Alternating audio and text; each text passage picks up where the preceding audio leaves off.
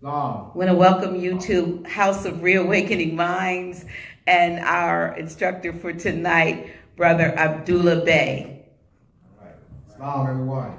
Islam. Assalamualaikum. Alaikum. Well, this is I've been doing a three-part series. This will be the third part of a three-part series. Where I laid the foundation of the transatlantic slave trade story. I wanted to give the people a background in history, a solid background with documentary evidence in history. One of the points that we're lacking in this Moorish movement is documentary evidence relative to history, and I wanted to fill that void. In part one, I showed the correlation between, this is actually the absence of Moorish history in Black academia. The absence of Moorish history in Black academia. And when you look at, in part one, I listed about 20 African scholars, Melefe Asante and John Hope Franklin and Manoko Rashidi and others. And though Manoko Rashidi talks about Moors, I remember recalling seeing Manoko Rashidi about 20 years ago, a video on YouTube where he did a 2-hour presentation, 2 hours, I think it was 2 hours of presentation on African presence in Europe. And he spent, of the 2 hours, he spent 10 to 15 minutes on the Moors. And I analyzed that. How would you spend 10 to 15 minutes in a 2-hour presentation when the Moors established the empire in Europe and brought Europe out of the Dark Ages? So you had Edward Scobie. So this lack of attention given to Moors in history, particularly by African scholars, is egregious. In part one, I showed a correlation of the Europeans' dismantling of the Moorish Empire in Europe and the Europeans' colonization of North, South, Central America, including the adjoining islands. I mentioned that there's a book titled, the author is unknown,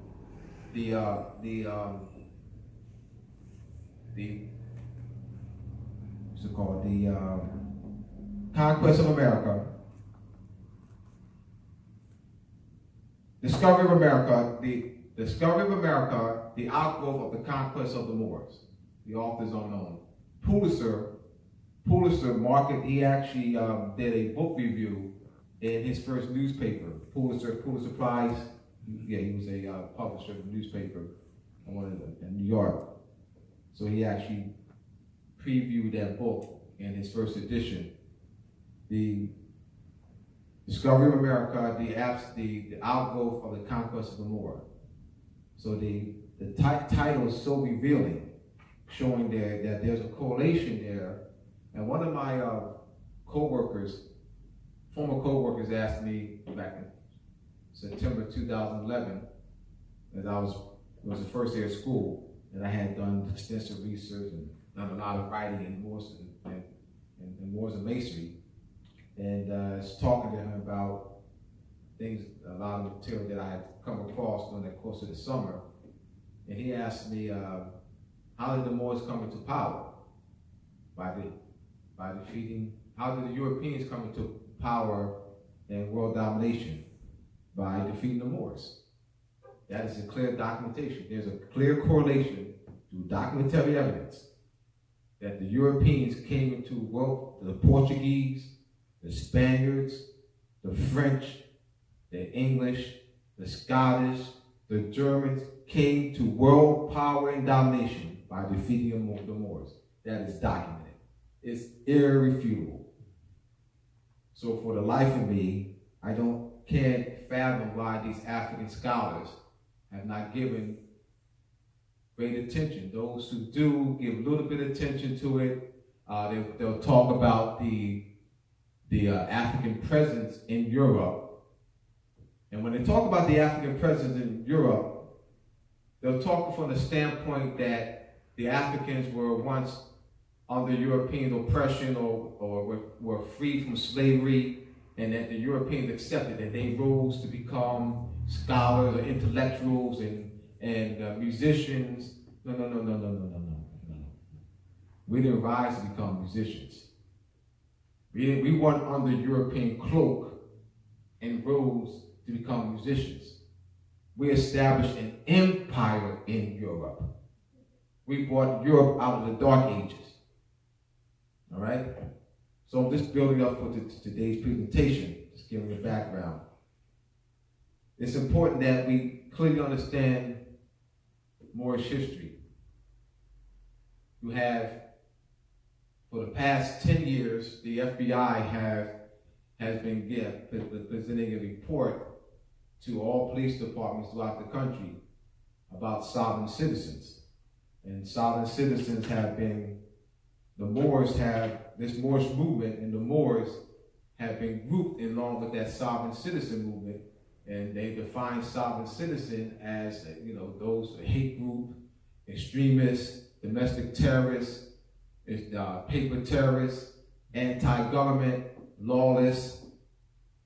So this is an issue that I will be addressing today, and looking at a particular, Dr. Nailah and I have been talking about this for the past couple of weeks, and the approach that I'm going to be taking to address first reissuing my newspaper, the Masonic Gate paper, for education purposes, and also doing a series of open letters, particularly to reaching out to European Masons, open letter to European Masons, thanking them for keeping Moorish history and culture alive, for displaying our Moorish fezzes and our Moorish names, and also writing the Attorney General, open letter to the Attorney General to investigate this issue.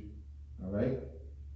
Part 2, I showed the extensive diplomatic relations between Moroccan Empire and the European powers during the 15, 16, 1700s.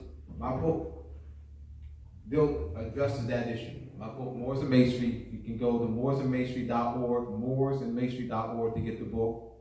And here I have over 100, I reference over 100 books, letters, treaties, and this is just as the diplomatic relations between us and the European powers between the 15, 16, 1700s. That is the time period of the so-called transatlantic slave trade, during which time we were seizing European ships during the 15, 16, 1700s. Europeans were paying annual tribute to pass the high seas. So this information Europeans have done extensive research in this, but for some unknown reason, these African scholars seem to overlook this. And when they show pictures of in textbooks or particularly documentaries, they'll show Europeans look like Osama bin Laden, European looking, all right? So there's distortion of images of the Moors. Now, today, along with my addressing the issue of Moors being classified as domestic terrorists or being classified in the same category as hate groups, I'm going to address the extensive diplomatic relations between Moroccan Empire and the United States between 1770 and 1815. All right? Now,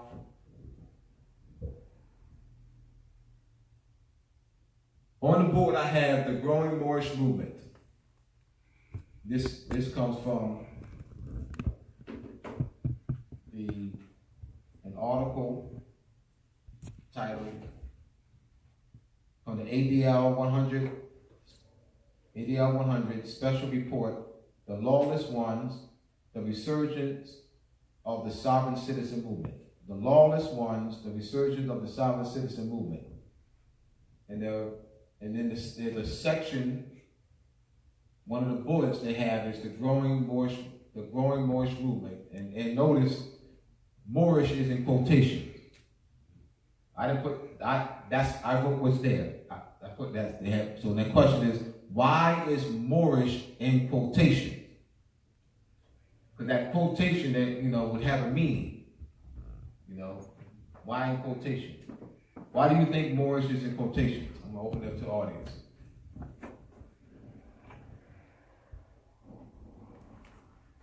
Even though it's audience online too. Why do you think Moorish is in quotation? Quotation marks. The growing, quote unquote, Moorish movement. The growing, Dr. Nailah. Islam.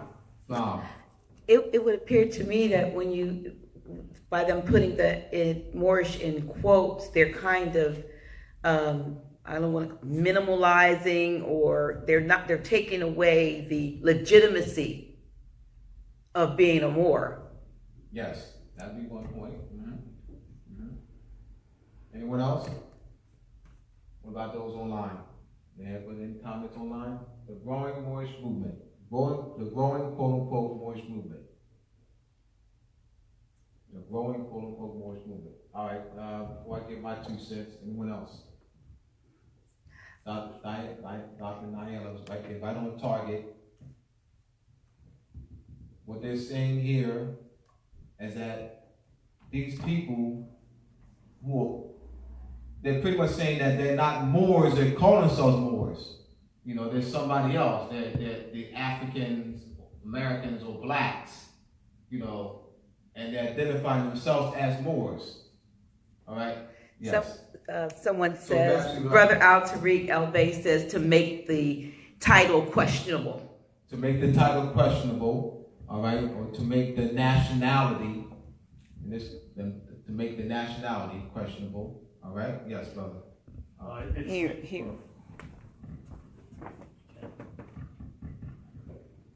It seems as though they're acting like it's an adjective and not a noun, like the Moors isn't a thing, isn't a person, place, it's just describing. Well, it's the movement, the growing, right. Don't put it, got Moorish movement, the growing Moorish movement. Moorish clothes, Moorish architecture, all right, Moorish culture, all right, Moorish movement. This would be the growing Moorish movement, all right? Right. That's what key is movement, the growing Moorish movement, right? So why the quotation mark? Look, re-examine that. Why the quotation marks?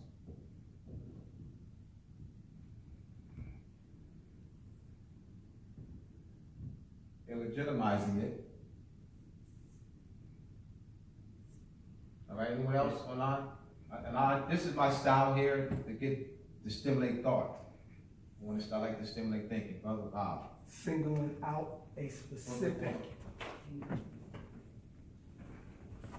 Yes. Turn it on. Singling out a specific group. Well, it does. It's Moorish movement. Yes, it's not. It's not the Chinese movement or English movement, French movement. I mean, which is fine. Because this is, identifying a particular. It's a movement, so it's describing a particular movement. Whether it's I can be Chinese movement or French movement, Irish movement, right? So that's not a. All right. So all you guys on point. Everyone's on point there. All right. So one of the, yes. I have one other thought. Yes. It's almost as if when you say the quote unquote Moorish movement, like it's a fad, like it's a something that's passé, something that it's a thing, right? This is the latest thing they're doing, yes, or we're doing, and as opposed to the fact that we are the heirs apparent, that we are the Aboriginal indigenous people of Al-Marak. Absolutely. Someone else says, Brother Yusuf Nasser Bey said, they would be making it seem as though this, like I said, this is something new, as if they never heard of it. Right. Good point. That they would be making it seem that as if it's something new, they never heard of it. All right? And I'm showing you through documentary evidence that it's nothing new, that they've heard of it. All right? you have at the bottom of the book, who are these imposters? You have Europeans, past imperial potentates. All right, these are one past imperial potentate. This is a past imperial potentate of it's called the Ancient Arabic Order of the Nobles of the Mystic Shrine, now called Shriners International, and he's wearing a fez with Morocco and border. Now Morocco is the name of one of their temples. They use Moorish names they use Moorish names for their temples. So Morocco is one of the names of a shrine temple. And he was the imperial potentate. He belonged to the Morocco temple, and he was an imperial potentate. Now these are past grand monarchs of the mystic order of the Baal prophets of the enchanted realm. And he belonged to the Muslim temple. This one belonged to the Il Bey temple. This one belonged to the Islam temple. So they never heard of Moor? This is something new? This is a fact? This is something new? You got these Europeans, the ancient Arabic order of the Nobles Mystic Shrine was established in 1872. 1872. All right? So I am showing that this is something, it's not something new. I mean, this is not something they're not aware of. They're very aware of who we are. They're very aware of who we are. All right? So I'm going to be reaching out to European Masons. And I'm also writing an open letter to the director of the George Washington Masonic National Memorial Museum, on which I took the pictures were taken for the George Washington. These pictures here, that's of the model of the parade. And these fezzes, right?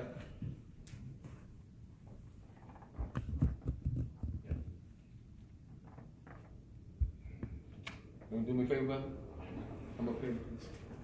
Just hold the book for me so I can talk.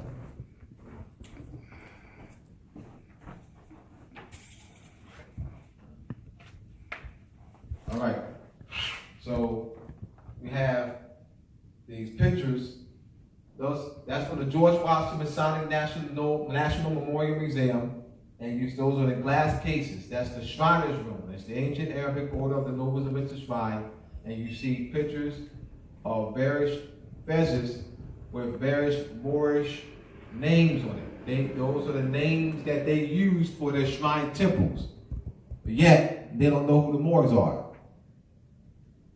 All right? So I'm showing you that they're very clear who the Moors are.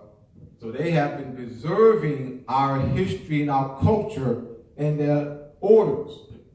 So I want to thank them for keeping the knowledge of Moorish history and culture alive. They have annual parades, and they parade with our turban and fezzes, Moorish regalia, and they come from all over. This is the national parade with the national convention and various different cities, and they have these parades, and they are preserving our history and our culture. So as I write with an open letter to the Attorney General, I'm going to mention these points.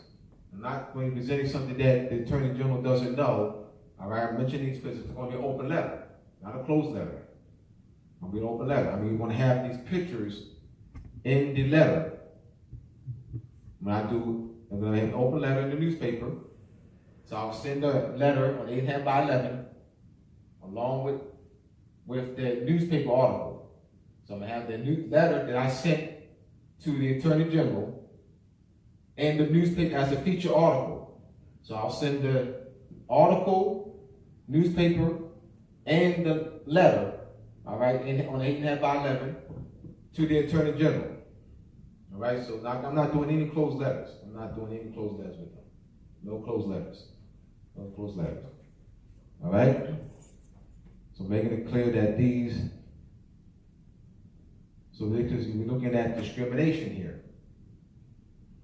So we need the Attorney General to investigate this. We're asking the Attorney General to investigate this issue of discrimination.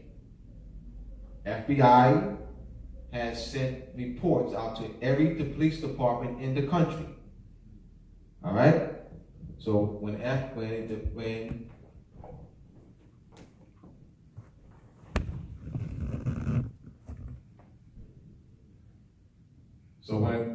a cop is called on the scene and he sees a card like this, something that's not a driver license, all right? They're going to radio. You got a sovereign citizen. Once they radio, they got a sovereign citizen. 3 or 4 cop cars are coming with gun blazing. 3 or 4 cop cars are coming with guns blazing. When they get out their car, they're going to be putting their gloves on. They're coming with gun blazing. All right? They have gotten reports from the FBI. So that a sovereign citizen is lawless. A sovereign citizen is anti-government. Sovereign citizen, they put hate groups with sovereign citizen. A sovereign citizen is a domestic terrorist. A sovereign citizen is a paper terrorist. A sovereign citizen doesn't respect the United States Constitution. So when the cops are coming, they're amped up. We got a sovereign citizen, they're amped up already. Oh, we got a lawless person.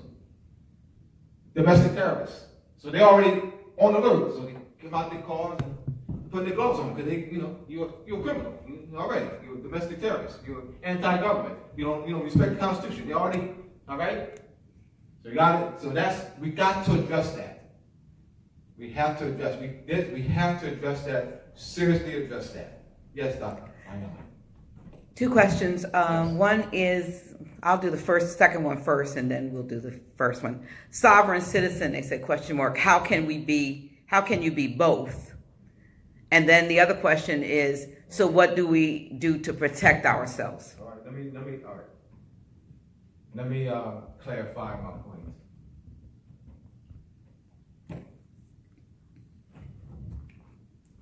I am not talking about breaking down sovereign and citizen.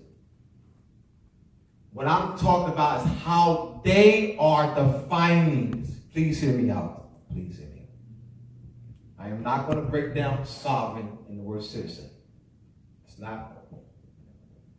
I'm saying that the FBI has defined the term sovereign citizen. I need to be very clear on how the FBI is defining the term sovereign citizen as domestic terrorists, paper terrorists, lawless, anti-government, all right?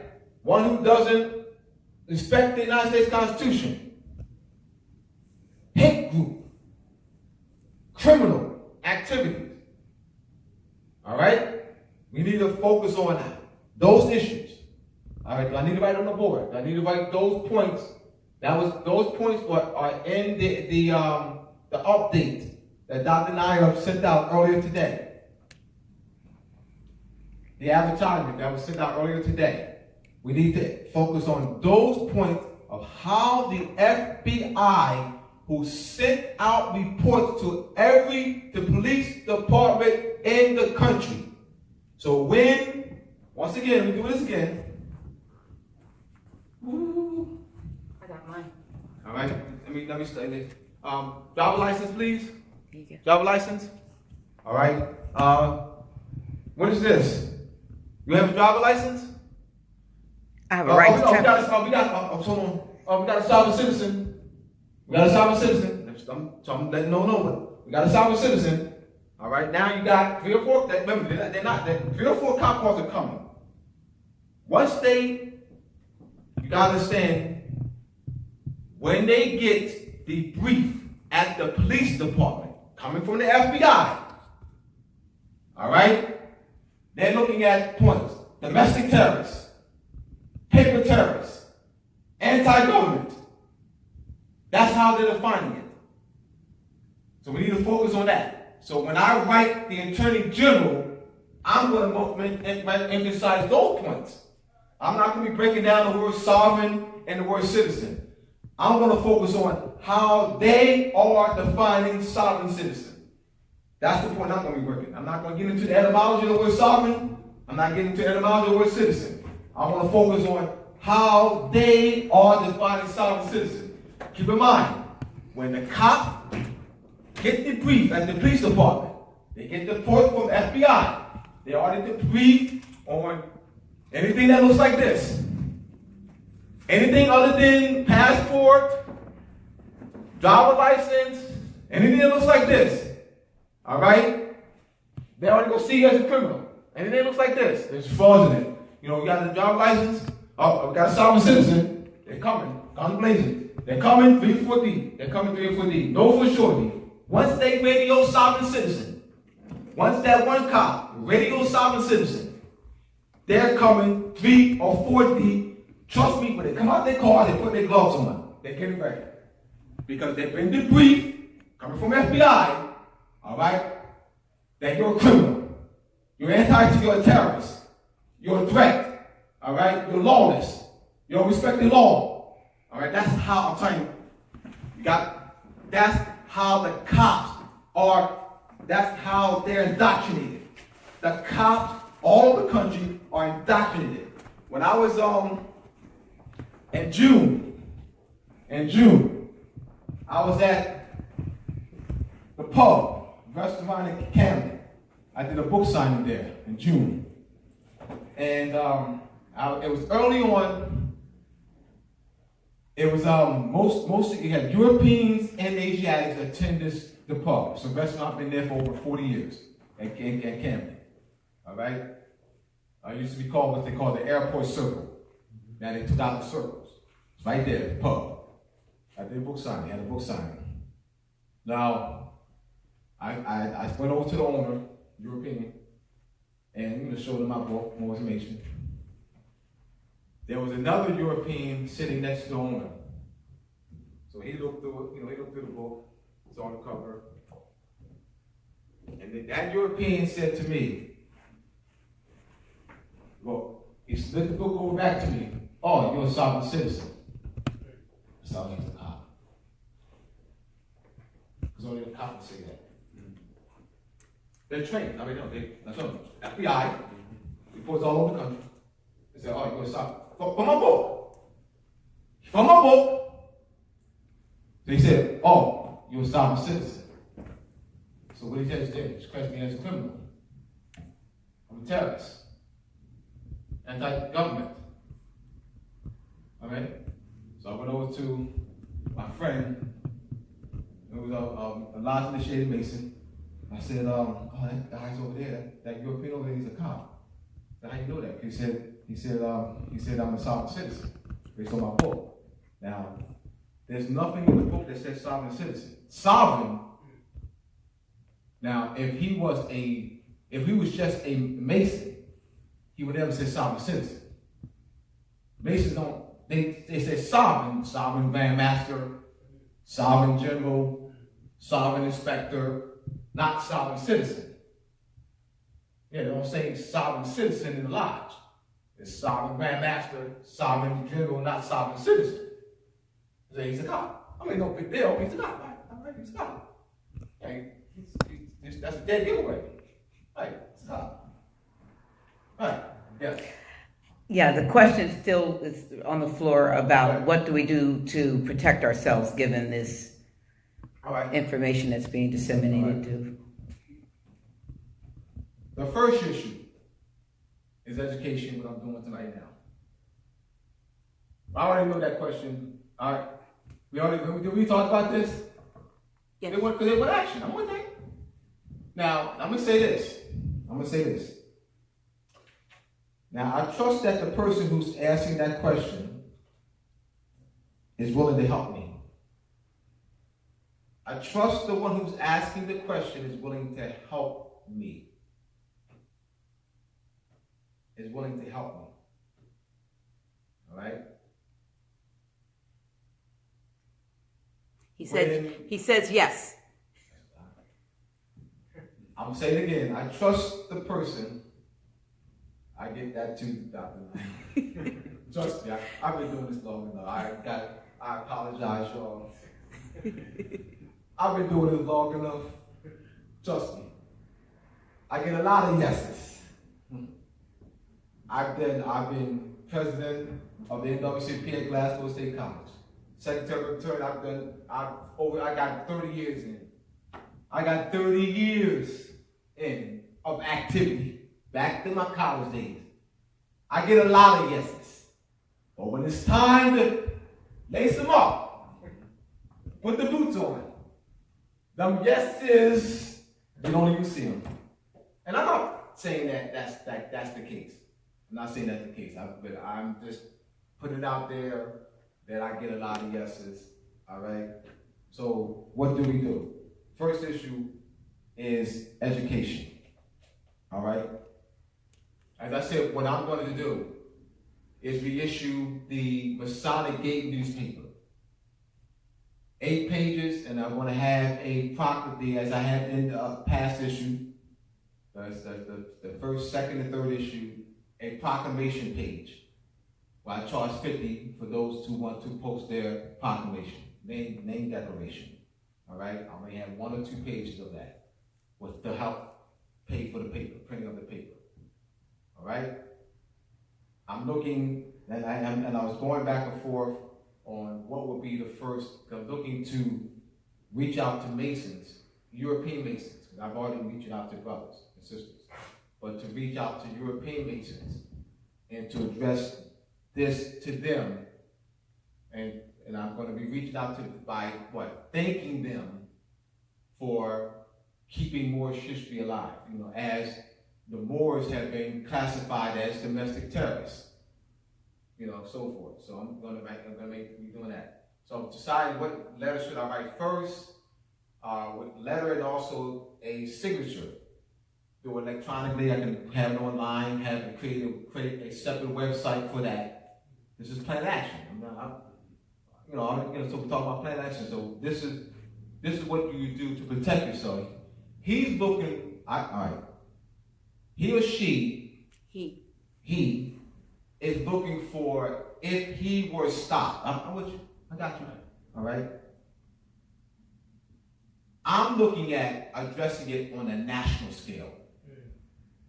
He wants me to address it on, if he, as an individual, was stopped, what he would do.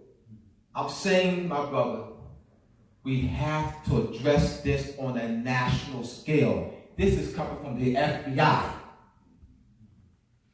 I want to address that. Let's address that. I want to address the report. I don't want to address the police department. Fam, no. Don't address the department. No, we're not addressing the police department. It ain't come from the police department. It came from FBI. You going to address the police department in the country? That's not how you do it. You don't address the police department. You address where it came from. So we got to go to the Attorney General, all right? Let's address the Attorney General to investigate that. We got to address it on the national scale. Cut it from the head. All right? So that's what I'm looking to do. That's what I'm looking to do. But I'm going to be doing it with an open letter. Why open letter, Abdullah, and not closed letter? The open letter would be more effective. That would put social pressure on them. If you look at an open letter with signatures, it would be more a petition. It'll be a petition. So it'll be in the form of petition with signatures. But I'll establish a website for that. All right? So I'm saying it publicly because I'm going to do this. I'm going to do this. I told Nailah I'm not going to have a series of meetings. I'm not doing that. I'm not doing a series of meetings. So don't raise your hand for me. Trust me, I've been doing this long enough. I am not going to waste my time on a series of meetings. I already know what to do. This is what I'm going to do. I'm going to do, not talk. Do, not talk. I'm going to do, not talk. This is what I'm going to do. I'm in the middle of doing other books and so forth. This is what I'm going to do. All right? I can do a 1-minute video. I can do a 1-minute video to be posted on Instagram. I got over 100,000 combined. Over 20,000 here, the people that I know, 10,000, 40,000. All right, so I got over 150,000 combined. I'll do the 1-minute video to be posted on Instagram. All right? And they have them posted every day. All right? So these are things I've been thinking about all week long on what to do. All right? We need to address this on a national scale. You address this with an individual, we just spinning wheels. You're spinning wheels. I mean, let's be. You address this on an individual scale, then what happens in California? What happens in Nevada? We need to address this on a national scale. As I said, the reports coming from FBI. We got to address this on a national scale. All right? Any other questions? Any other questions? Just a lot of comments, but basically. Can you read some of the comments? Sure. That way I can even respond to comments. Well, there is agreement that it just needs to be addressed nationwide. You have some folks that are definitely ready to help. They want to know about the website so that they could, if you want them to put their. People posted on that, yes. Okay. Through you. All right. They can also they go to Moorish Civil Letter. If they're not already, you have space for more friends on Moorish Civil Letter. Will you have anything there posted? I'm going to do I'm going to do a separate website. I haven't decided what I'm going to name it, so that we can do the petition, the signature. All right, it won't be moorciviletter.net. It'll be another website that I'm going to have. Someone else said that we can all do the same thing in a national scale. We can each do our own open letter as well. All right, that's fine. Absolutely. We can each do our open. It could be in agreement with the fact that if yours is going. In my open letter, I'm also going to talk the history. I'm going to talk history in law. I'm going to address the issue of the violation of what do I want from the Attorney General, all right, to investigate this issue, all right? To investigate the issue relative to Moors being classified as sovereign citizens, the same category as hate groups, as domestic terrorists, all right? Also, address the issue that is an issue of national discrimination. It's a violation of national and international law. As Moors, as the United Nations Declaration of the Rights of the Child states that every child of birth shall have right to a name and nationality. All right? You'll see where they'll put AKA. They'll have the Roland Lee Morrison, AKA Rashawn Muhammad. Moorish citizen. I'll read that. Yeah, so if someone wants to do if they want to do a open letter, that's fine. I can't. That's fine. This is something that I'm going to be doing. My own open letter, and reaching out to people that I know who have Instagrams and large numbers on the Instagram page to help me market it. Right? Yes. What about assistance in distributing the newspaper? Yes, the assistant. if they want to sign up to be distributors for the newspaper. Absolutely. All right? Okay, they'll be able to do that All right, once good. the website is. Yeah, absolutely. All right? So these are things, I'm talking about this now because these are things that I'm going to be doing. All right? Any other questions? Any other questions? All right, so let's look at this. Okay. Where's the eraser? Over here.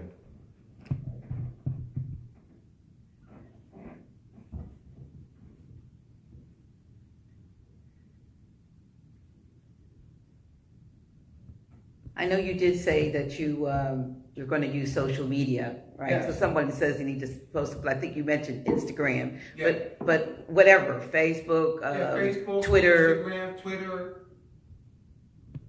Twitter too. Twitter, Instagram.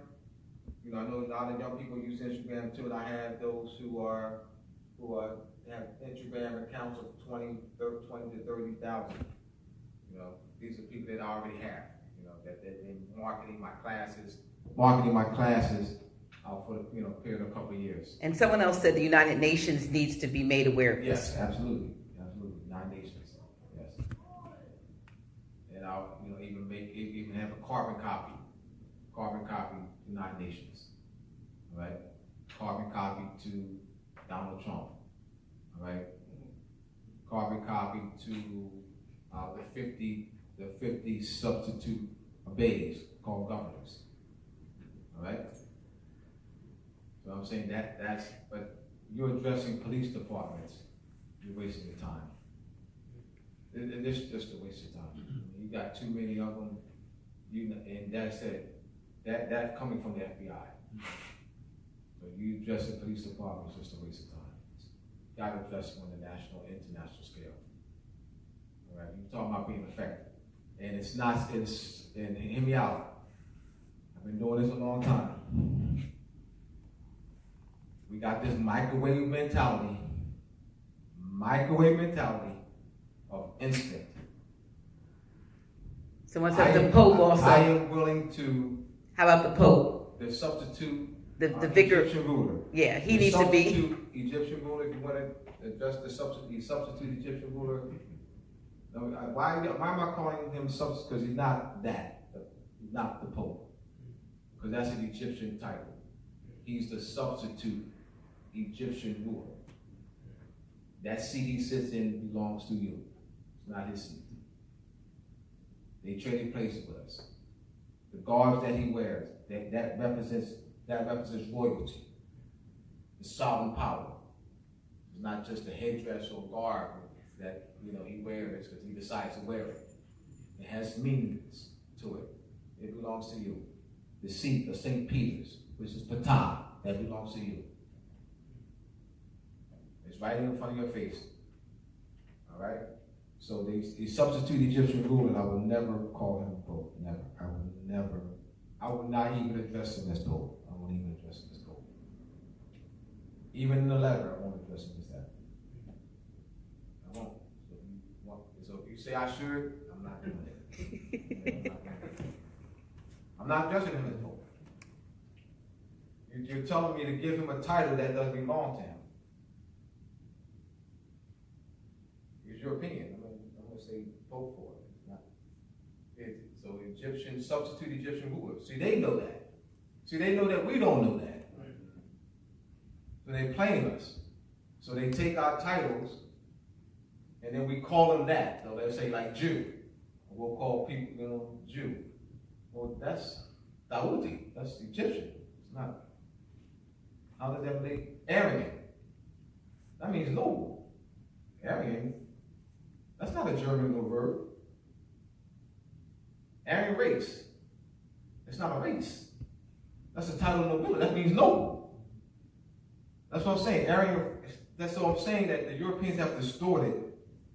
I deal with etymology, which is the history and true meaning of words. The Europeans have distorted titles and names and claim them as their own. They've distorted it, they actually placed a false history, surrounded a false history around the titles. No different than, the European Shriners in 1919 sued the brothers at Houston. The European Shriners in 1919, the local chapter of the ancient Arabic order of the Nobles and Misses Shrine that was established, the ancient Arabic order was established in 1872 by Europeans, and the local chapter at Houston, Texas, of the ancient Arabic order of the Nobles and Misses Shrine sued the local chapter of the ancient Egyptian Arabic order of the Nobles and Misses Shrine, Prince Hall Masons, all right, that was established in 1792. They sought an injunction. The Europeans sought an injunction. The Europeans claimed to have superior right, and they claimed to have superior right to the Moorish fez, to the Mudalia, to the Moorish headdress, turban and fezzes, the Moorish names. The Europeans never claimed the fezzes, the names, regalia to be theirs by birthright. Their claim is that they made the superior claim in that they started it first. That they started the organization first, so therefore they have the superior claim. But the brothers, not knowing that their Moorish nationality and birthright, did not file a counterclaim and sought an injunction against the Europeans, forbidding them from wearing their own Moorish fezzes and turbans and using their Moorish names. The brothers thinking that they did gross. All right? So they had a lawyer, their attorney, filed on their behalf. So it eventually went to the Supreme Court. It was decided in June 1970, 10 years later, it was decided in 1929 that the ancient Egyptian Arabic order, Nobles and Misses Shrine, had a right to establish the organization based on the Act of Congress of May 5th, 1870. But the brothers never made this birthright claim. So therefore, the Europeans still have the power. They still have the power. They never made the birthright claim. All right? So, when I address, they want me to address the substitute Egyptian ruler. I mean, I guess I'll do that.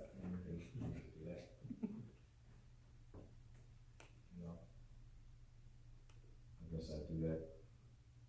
I don't know. I mean, we'll see. I mean, it seems like he's doing more lip service than anything else. I mean, the abuse is still going on, so I'm not impressed with the substitute Egyptian ruler. No, because I'm more impressed with action, and I don't see any action. A letter to me, and it just stays there.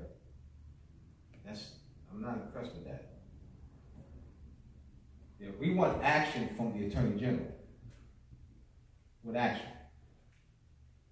And as I was saying that, I was talking about the microwave mentality. I'm not in this for a short term. I'm in it for the long run. The Culture Survivor Incorporated is a conglomeration of 14 on what they call indigenous people organization. 14. They spent 20 years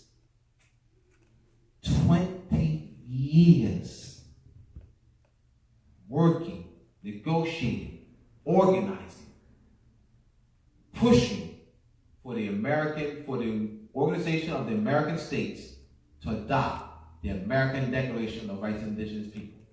20 years, and they were organized. So if it doesn't happen in 2 months, Abdullah, you're a failure.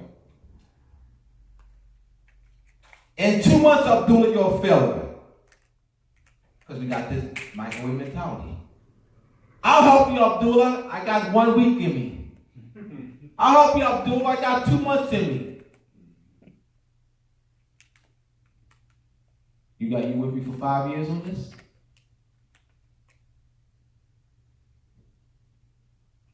You ready to do this for 2 or 3 strong on this? You expect the one open letter of petition, I send it, then he's going to move on it the next day? You expect that? Or you expect that we continue to address it, and continue to bring it forth in his face, continue to make an issue. What do you expect? For me to send the open letter and then the next week he moves on it? What do you expect? Hopefully that would happen, but if it doesn't, you want to drop off? I'm practical. I'm practical. I'm not, hey, I've been doing this for a while. You want to drop off? Are you in for the long haul? Have you studied movements in the past? Pullman movement. Have y'all studied unions? Have y'all studied history of unions? Have y'all studied any movement and what it takes to get stuff done? Have y'all done any of that? Have y'all read anything about movements and the trials and tribulations that don't happen because you snap your fingers and it doesn't work like that? All right? We got to continue to press the issue. Be a pest. Be that that you know that a fly. You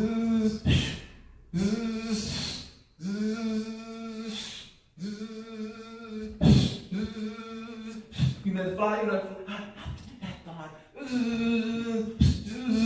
We got to do that. We got to be that fly. Are you willing to be that fly? Or you just, all right? And yes, I'm saying this because I'm putting it out there like that because it may go down like that. It may take, 6 months to 9 months of our continued effort. Have y'all studied movements in the past? All right? Question, please.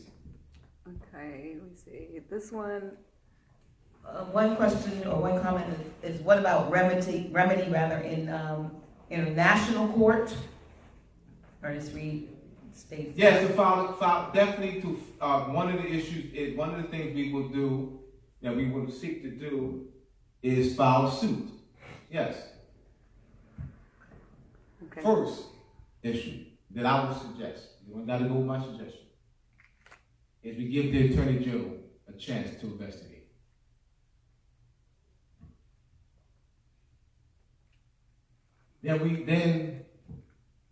So now we wait. Constant communication. The Attorney General hasn't done anything.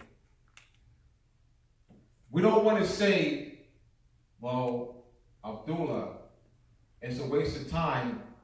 The Attorney General may not do anything. You don't want to.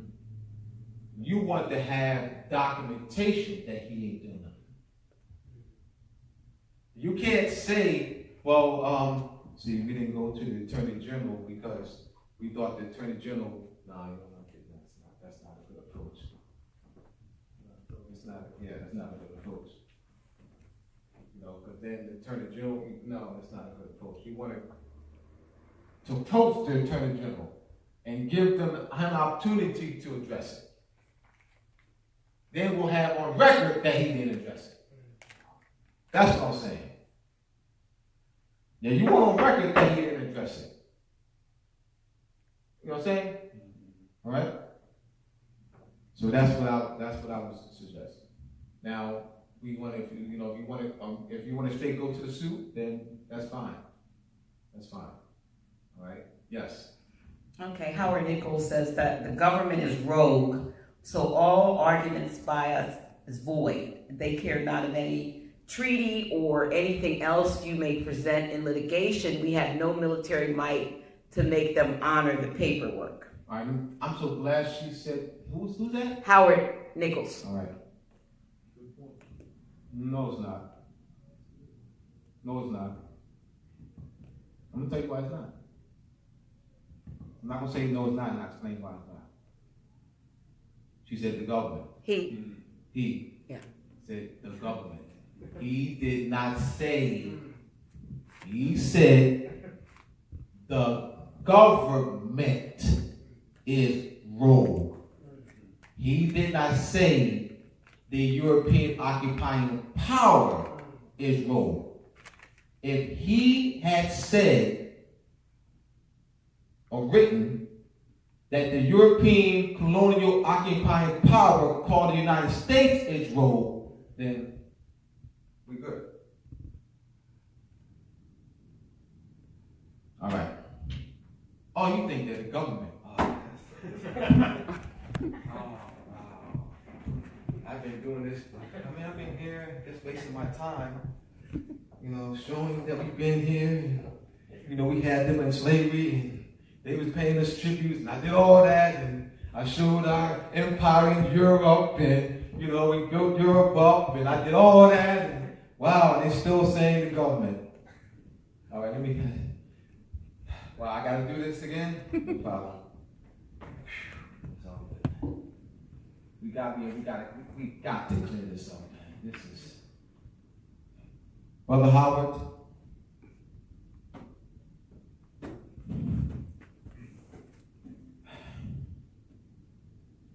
I need you to understand that they're not the government. Brother Howard, I need you to understand that you are.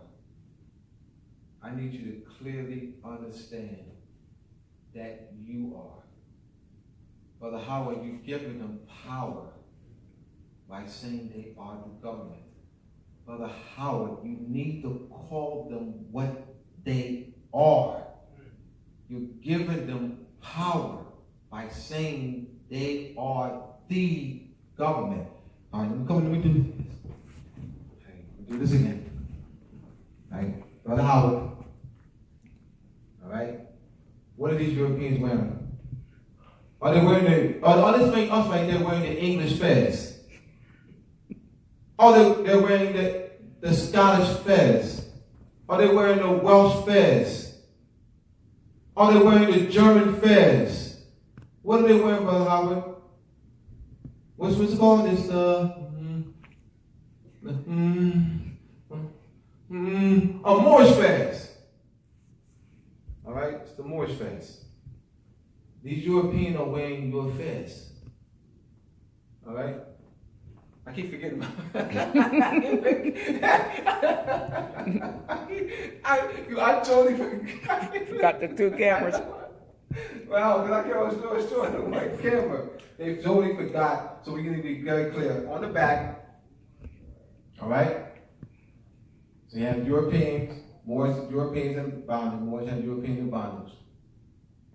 So these Europeans have traded places with us.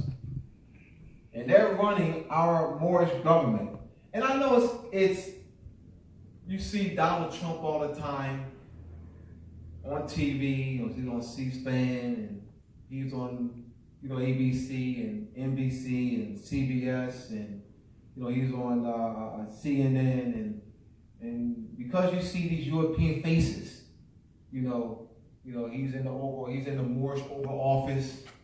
Donald Trump is sitting in the Moorish Oval Office, and you really think that that's theirs, that this is their government. You really, because of European indoctrination in the schools, that the founding fathers, you go into Philadelphia, Pennsylvania, you go into the Constitution Center, you see all these European displays of founding fathers. You see European displays, all through the Constitution Center. So that's that indoctrination. I understand. This is their government. Yeah, John Adams and Quincy Jones and John Jay and Thomas Jefferson, and you really, all right.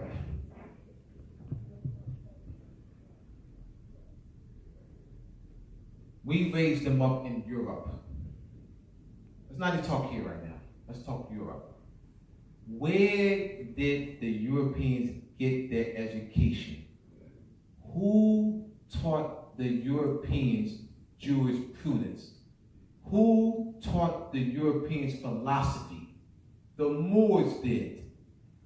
Who was the initiator of the Renaissance in Europe? The Moors were. The Moors established an empire, not just in Spain, but in Europe. We ruled Portugal for 500 years, Sicily for 400 years, southern France, southern Italy. So we need to be very clear on this Moorish history. The only reason why Howard said the government, referring to the Europeans, is that there's a lack of knowledge. There's something that he's not very clear about the history, about who we are and who they are and who they're not. All right? He sees Donald Trump all the time. And so we're confused because Donald Trump is in front of the podium, President of the United States. You see these Europeans wearing our Moorish feathers. All right? So we need to rephrase that question. Howard needs to rephrase that question. They're colonists, Howard. They're colonists. And they're running our Moorish government in a trusteeship capacity. They're colonists. So the colonists who colonized us, who defeated us in our own land, are running your government. So you say, so let's address that they're rogue. They're rogue. All right, let's address the issue. Didn't they take an oath of office on the Constitution? Didn't they take an oath of office on the Constitution? So is Howard implying that we do nothing? That I do not do this letter? I need Howard to respond. What is Howard implying? That I not do this letter? He hasn't said it. He hasn't responded. Howard, are you implying that I not do this letter? That's a waste of my time? I mean, that's what I get from it. So I need you to clear it up. That's what I'm getting from it. So I need him to clear it up for me. What I'm getting from him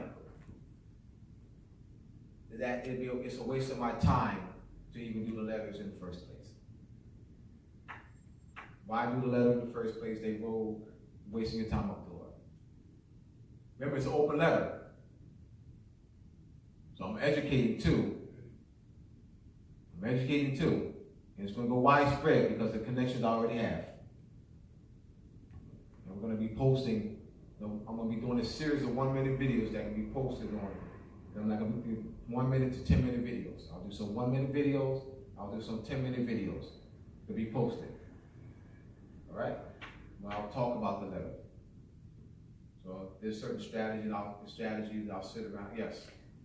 At the same time, you still have, I guess, millions of sleeping Moors. Yes. And that has to be addressed because our numbers, need to be strengthened by the fact that when you know who you are, then you should be infuriated about this. But most of the Moors are sleeping. True. And don't know that this is about them. True. Let me say this. When I put out the Masonic Gate paper, it was very popular, the printed paper. So I'm looking to reissue that again, and a lot of Masons, unconscious people picked up the paper. It was not just nationalized Moors that picked up the newspaper. A lot of Masons and these stars picked up the newspaper. Unconscious. A lot of unconscious people picked up the newspaper. Really did. When I went on Sunday TV, I talked about the paper and so forth. A lot of Masons to all over the country was contacting me. Unconscious, see? All right? Any other questions? Why go on? This comment, someone said, Cleo Court said, enforce our Constitution and enforce public law. Another, Kofi Kelly says they're going to use brutal force again. When have they ever honored a law? All right, so is the implication, I need them to respond, is the implication that I not do anything? I mean, that I not do anything? That I not do the letter? I mean, they're going to use brutal force and not do the letter. It's going to be an open letter. I will gain support. Once I do it, I will gain support. I'm not even that. Trust me, I'm not even good. The support I'm going to get. I'm going to get the support. All right. So, all right. Let me. All right. The reason why they're able to use brutal force because we haven't done anything. They're using brutal force anyway. All right. Let me talk. I need the brother. I need them to hear me. Please, I need them to hear me. The implication is that they're not using brutal force. All right? They're not using brutal force now. But when I make this move, they're going to use brutal force. Aren't they using brutal force now? I'm not trying to hear me out. I'm stimulating thinking. They're using brutal force now.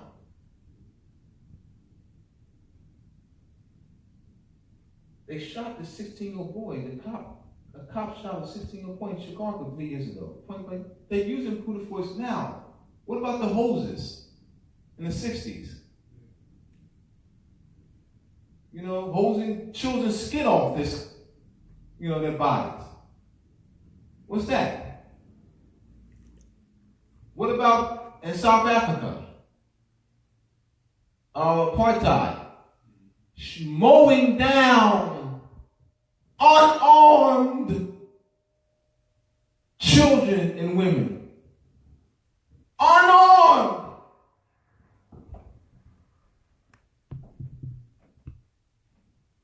So, I'm not supposed to do the letter?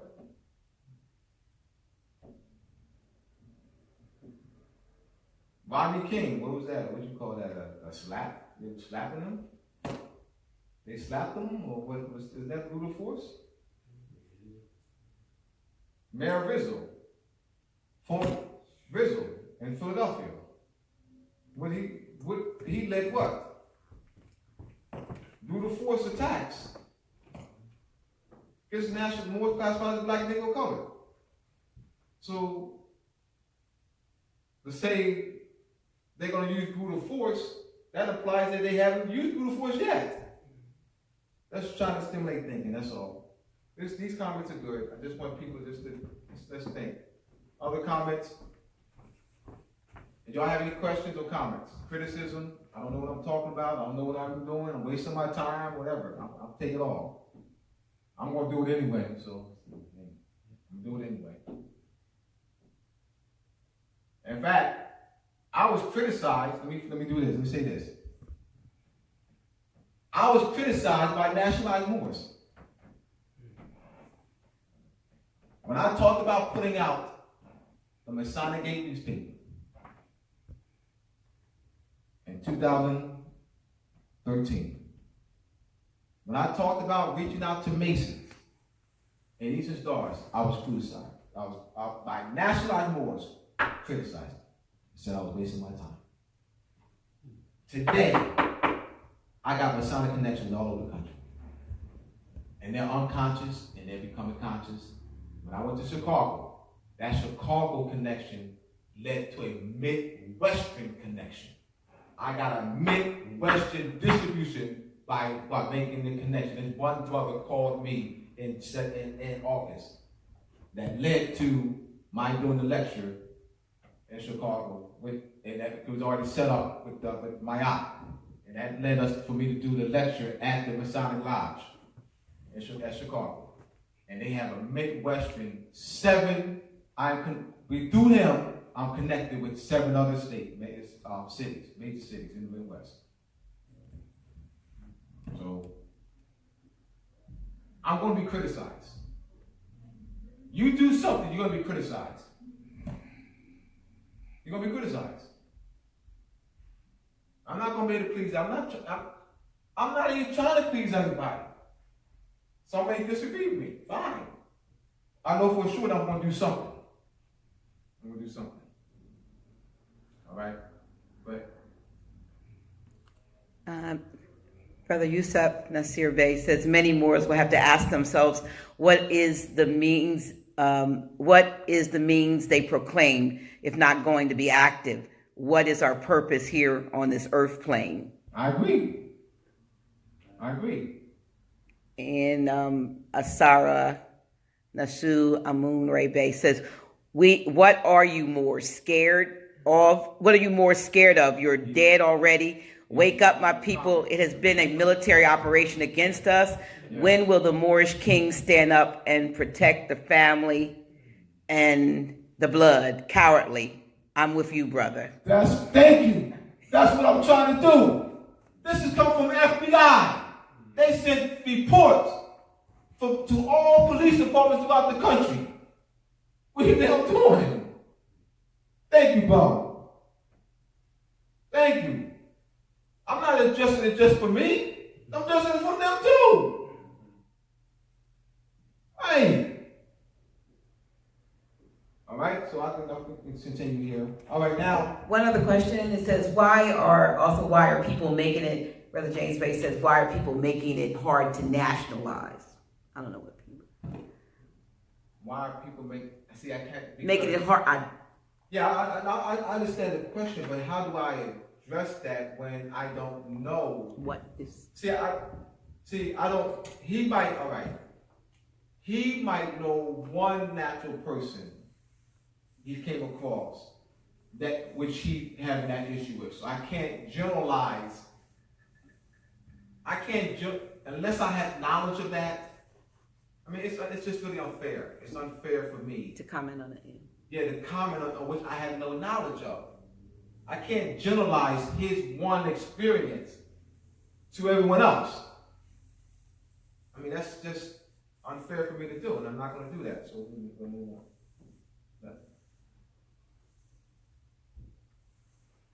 All right. Now, you have race and ethnic.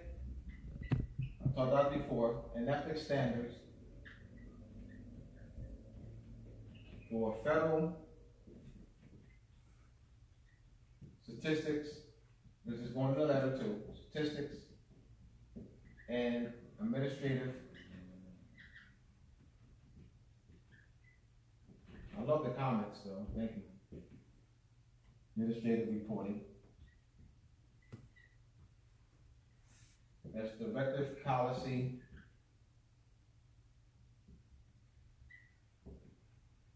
Number 15. That you have American Indian / Alaskan Native, and there's definitions for each one. Alaskan Native. Asian / Pacific Islander. Black, Hispanic, white. All right? And this goes back to Cornelius and Francois Bonner, Johann Frederick Blumenbach, and Charles Darwin. All right, Charles Darwin in the 1800s. So this is the classification that they use at all jobs, hospitals, recreational centers, schools, and they actually get funding for this, where all schools will classify, they'll have applications, and this will be on all the applications, work applications. We have school applications, registration, registering your child in school, hospital forms. You'll see this. And so you'll check off one, of want to check black off.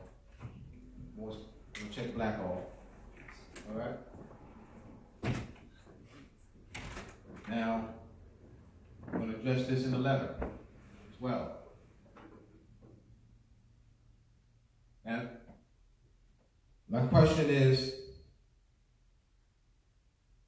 have Moors, who are classified as black, I'll just say Moors, have Moors agreed to be black? I'm asking that question on the floor. Have Moors agreed to be black? Or have they agreed to be classified as black? Have they agreed to be classified as black? Question? Yes. All right, so somebody, you said yes? What do you say? Have Moors agreed to be classified as black? You say yes?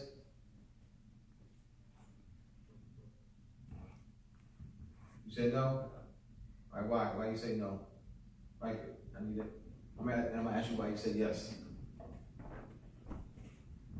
Why you say no?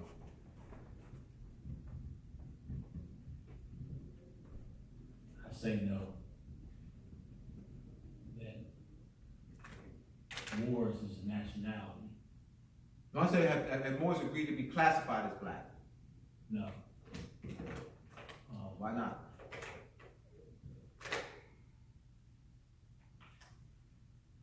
Because being classified. I'm always asked why not. Yeah, So, when you classified as something, you can be painted into a corner.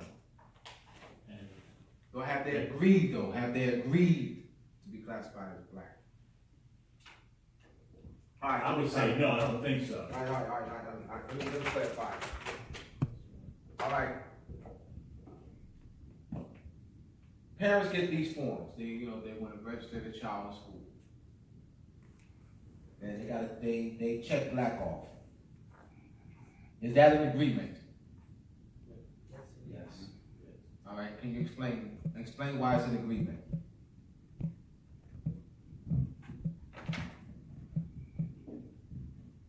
Explain why it's an agreement. Peace, brother.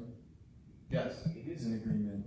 They gave you a series of options, and whether one knew what the truth was or not, it was still chosen among the options that were given. All right. Anyone else?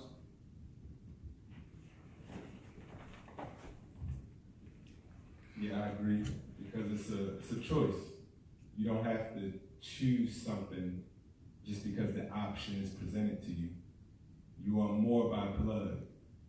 So to choose black, you're agreeing to. All right. Those who are checking off don't know they're Moors. You still agree. You say they agree. Mm-hmm. Because you don't have to choose anything. Right. Anyone else? Yeah. Anyone else? Well, I would say the same thing. They didn't. I know we use the term ignorance of the law is no excuse, but they're still not rebutting, and then acquiescence. So. All right. Let me give you my 2 cents.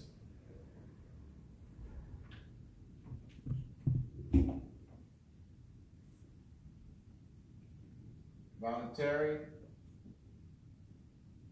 knowing, willing.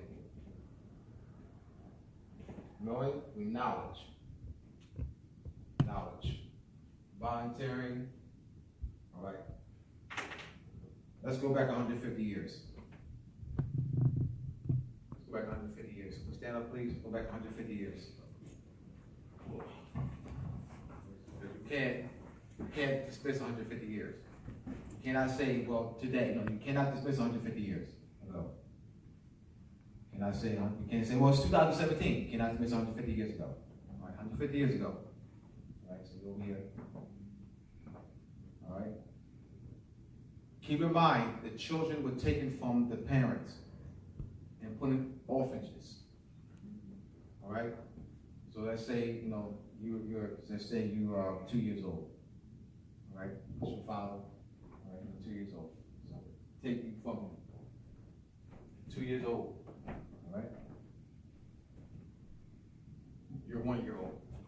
father, taking it from him, 1 year old, taking him to orphans. All right? Now I'm going to indoctrinate them. Black. You're black. All right? He's now what? How old is he? So now he's 8, all right? So remember, I indoctrinated him. All right? And then, of course, he's going to have children. His children have children. His grandchildren.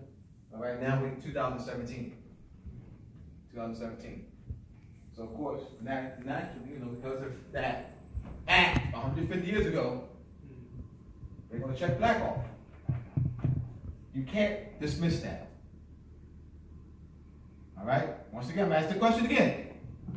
Is that an agreement?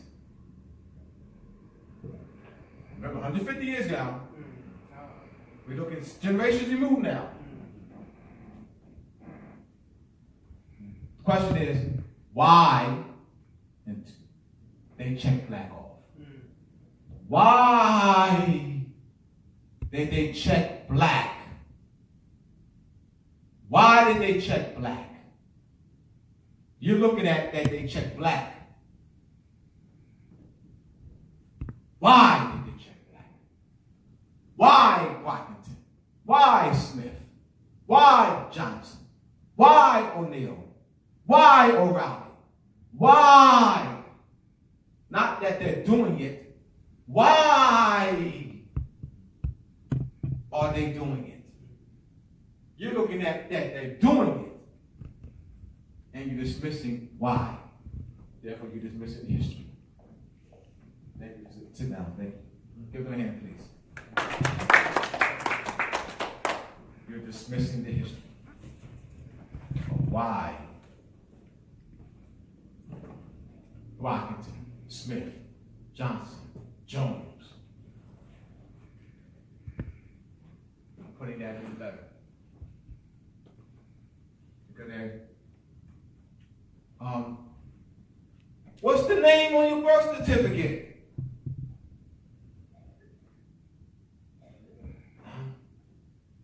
That's not your name. What's the name on your birth certificate? Let's see.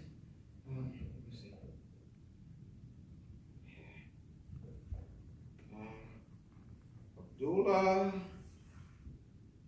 El Mosi Bey. That's not your name. What's the name of your birth certificate? That's not your name. What's your real name? Am I making this up? No. Oh, I got it down, right? What's your real name? I'm addressing that in the letter too. The attacks, the discrimination. We have a right to our name and nationality. I am not of English descent, French descent, Scottish descent, Dutch descent. Addressing that in the letter too. The harassment, the discrimination, the abuse. No help from them. They've been abusing us, harassing us, discriminating against us. They're in violation. The United States occupying power is in violation of the American Declaration of the Rights of Indigenous People, United States, the United Nations Declaration of the Rights of Indigenous People, which Barack Obama signed in December 2010. They're in violation of 1979 International Year of the Child, 1979 International Rights of Indigenous People. Principle 3, every child and person has a right to name and nationality. A right to a name. Oh, did you go to court? Did you go to court? Where's your court documents? Court documents, please. Where's your court documents? Your name change. Where's your court documents? That's not court documents. That doesn't come from the court. Where's your court documents for your name change? I got it down? Got it down, right? I got it down, right? I'm addressing that too. That's a violation.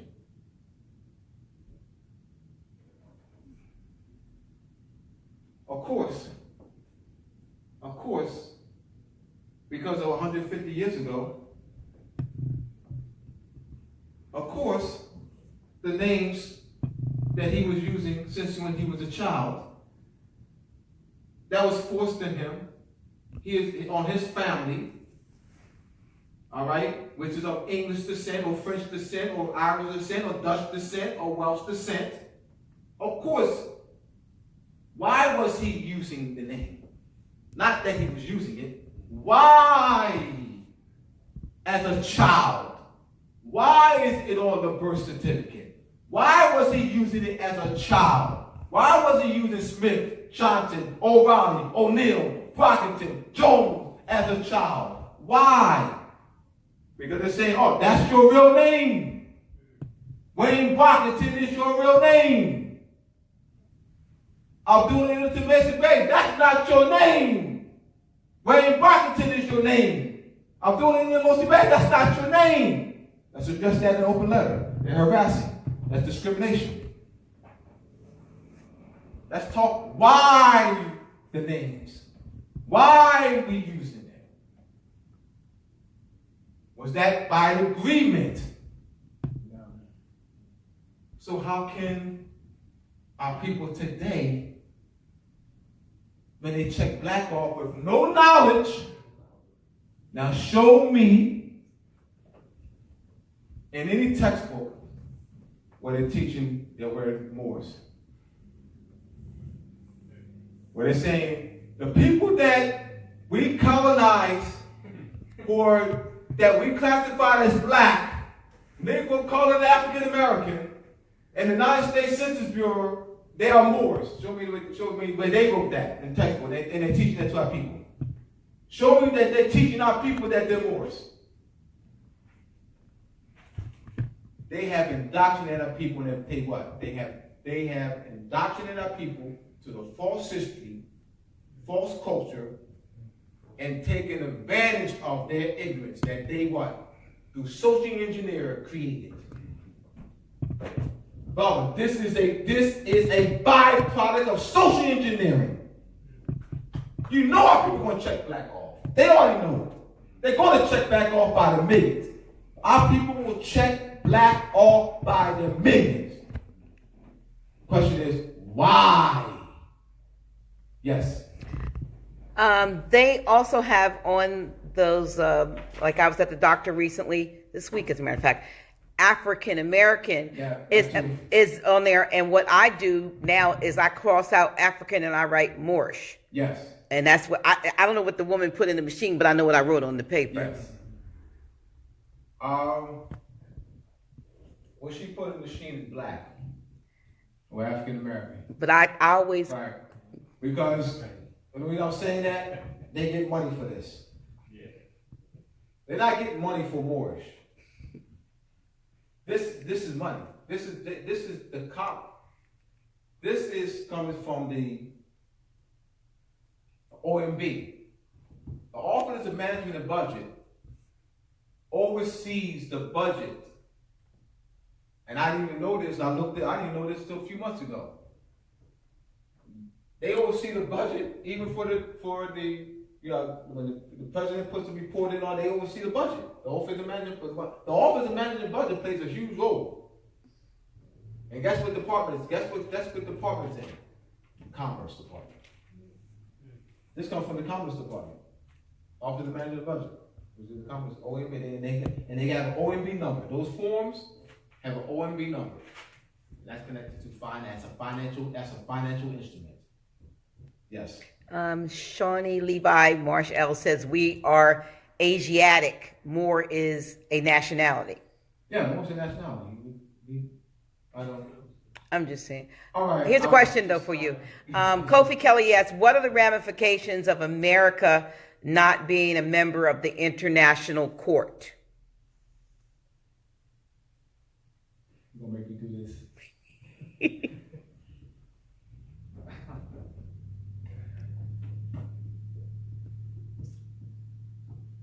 Can someone look up for me and read the 1968 definition of American in the Webster's Dictionary, 1968? 1968 definition of American in the Webster's Dictionary. Webster's International Dictionary, 1968. In 1930, I'll read the 1932, but I want to read the 1968. Just addressing that. And this is what I'm saying again. We're going to read it first and then I'll make my comment. You have it? Should come right on up. American, 1968, Webster's definition of American. You have it?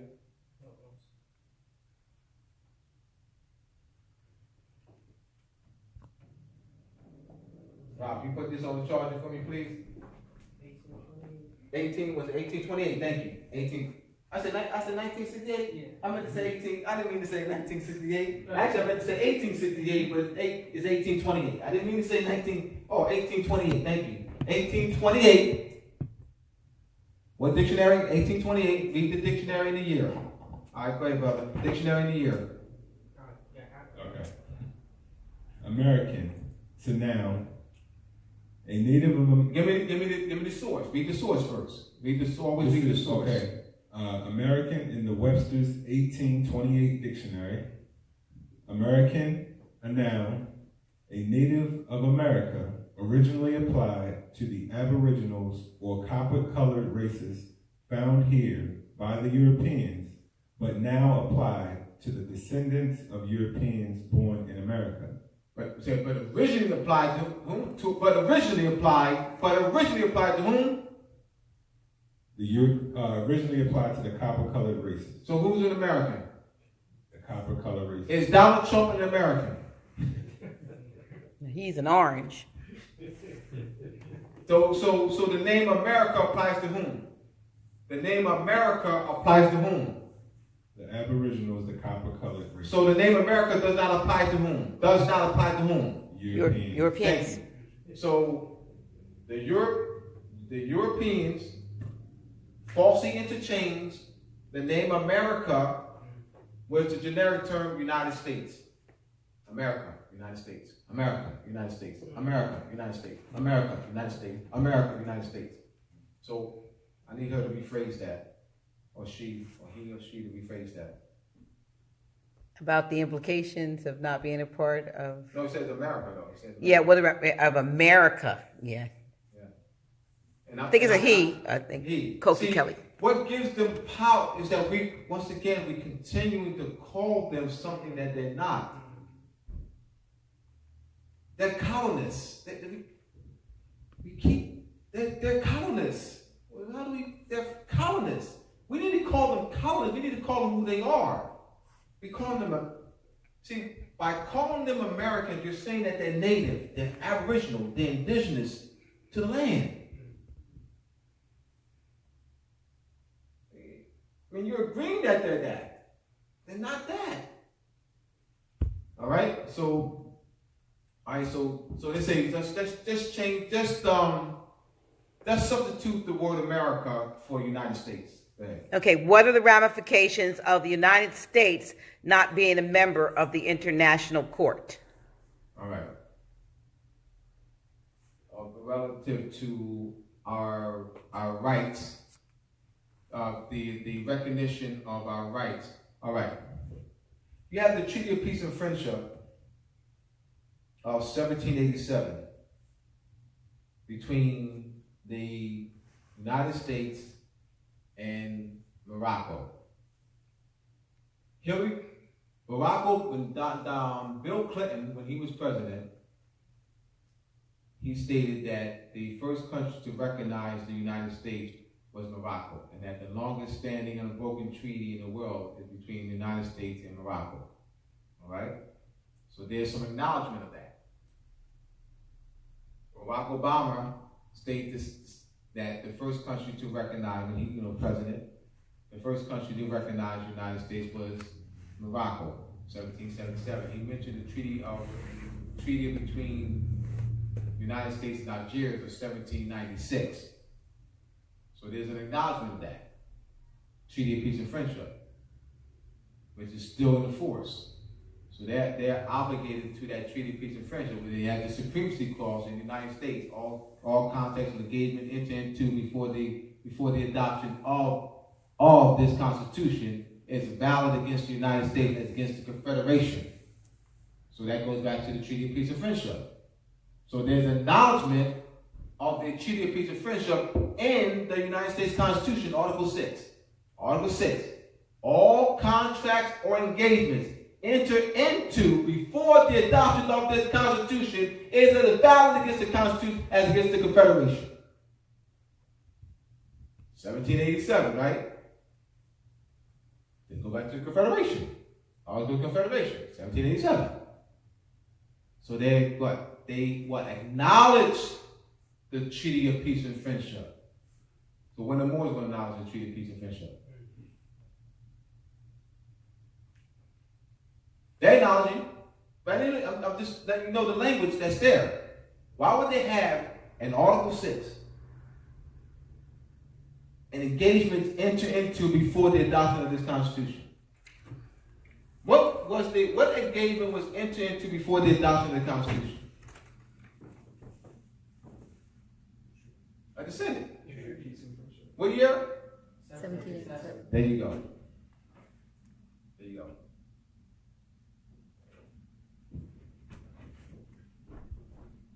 What do Europeans write on their heads? What do they write on their heads? Moorish feathers. They don't know we're Moors? They know. They don't know we're Moors? All right? Did I answer the question?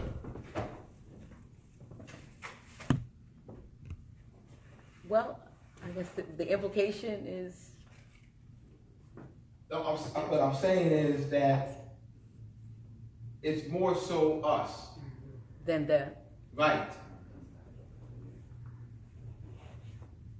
Of acknowledging and also organizing in government structure. One thing that I'm going to address, one thing that I'm going to address with the Attorney General is why there are so many different Moorish nationality cards. We need to address that openly. Openly to address that. There's a, I won't say the name. I just won't say the name. There's a place somewhere, I won't even say the name of the city, where Moors go to, and they, to get their nationality card. And that place, that I went there, has about 35 different Moorish nationality cards that you can choose from. I'm serious. I won't name the place. I want 35 different or so Moorish nationality cards. So when I saw this, I'm like, wow, this is not good. What does that mean? So we need to address that this does exist to the Attorney General, that this does exist. All right? And why it exists. We have a right to establish, Moorish body politics. So we need to address why does it exist. All right? Exists because of the abuse, the assistance that we have not gotten from the United States. All right? Assistance, the violations and the abuse, causing harm and disunity. This report coming from the FBI, so we need to address that. These things do exist among us, and we are working to remedy it. Where you assist in the investigation and help us remedy this issue. All right. So something like this, I'm reaching out. So there are issues that we need to bring forth in the public. If that isn't So you have different, like I said, different Moorish nationalities. But one of the issues that we did address that we addressed with Great Seal years ago was to have one nationality card. That creates a unity. That has not happened. All right? All right, so, another question? This is good. Because it gives me an opportunity to clarify some points and to let you know things that Mr. Mike, yes. Because these are major issues that got to be addressed. We got to address it, and we have to seriously address it. Not just I come up here doing lip service. My being here doing lip service is one step. Now, it's not. I'm saying that I'm not wasting my time doing this because you got to educate. So that's important. This is phase one. I could call this phase one, education. I would thank Dr. Nailah for giving me the platform. All right? Yes. Peace, brother. Peace. So, when it comes to coming back to the issue of the nationality cards, why not just work with the fact that we're fractured and find a unity in that fractured nature? And by that I mean we have a national identification card or multiple national identification cards, but they are of a Moorish identification, right? Okay. And it is still allowing that individual being to come into a greater truth of who they are by coming back to balance. So if we are fractured, why not be that way? Why not have more a decentralization of the creation of these cards so that they can be created in perhaps a faster manner, as opposed to sending it into one authority and then having them distributed out in that way? I understood where you were going at first initially. Then you, okay. All right. So to clarify, basically, the options are to have one central authority that then issues and distributes the cards, or at least sanctions the way that the card should be, or you have a bunch of individual states within the estate issuing their own identification cards that still recognize the fact that the individual being is. Well, that's what I thought you were going first. Like that's what exists today. So I thought you were I thought you were addressing. I thought you were offering me insight on how to address that to the Attorney General on what already exists. Okay. So then you went on. Then you went on to talk about what should be, but where we should be going. But I don't. What I want to do is address what already exists. Okay. If I'm addressing the Attorney General, we got to address what already exists. That exists. Yes. That exists. That's a fact that does exist. You gave me some insight on how to address it. I want to address it as fractionalized. Address it as more so on their part. I'm not going to put the onus. I'm not going to address Moors as being fractured, but explaining why we doing it this way because because of the abuse. Look at this report here. I'm always going back to the report, FBI report. Always go back to the report. Make the report. Moors being classified as domestic terrorists and paper terrorists and classified with hate groups. We always go back to the report. All right. So when we're being harassed and discriminated against and abused, all right, that creates, meaning they're creating it, not us. They're creating it. They're creating it. That's where I thought you were heading at. You did give me some insight, and I thank you for that. Yes. Islam. This is good. I love this. Islam. Good. My question is, looking at the situation with so many Moors waking up and not being wakened, I think in terms of people who maybe be Italian or Chinese or whatever. My question is, do these nationalities have nationality cards? Do we have to have Yeah. Great question. Why do we have to have a card when it's obvious All right. to look at us that we are who we are? So why do we have to go through identifying ourselves with a card? Do Chinese have to have a card in America that says Chinese, or an Italian have to have an Italian? Great question. Let me do this again. Great question. Come off your name. Great question. All right. Because of what took place over 150 years ago. All right. Took him up the child from the bottom. Indoctrinated him.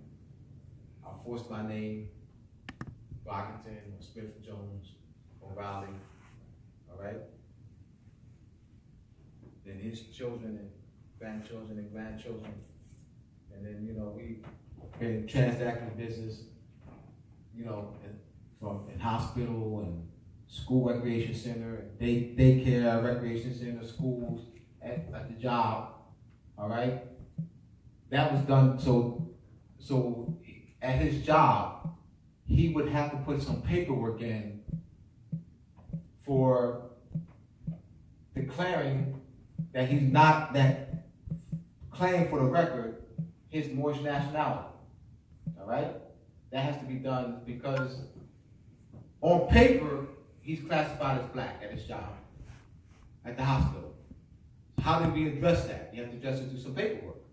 It has to be put on file. The only reason why we would need a Moorish nationality card is because of European colonization. Because of what the European colonists have done to us. I'm with you on that. Why? That question was posed several times to me. Why? That's the reason why. That's the reason why. We have millions of our people who are not conscious.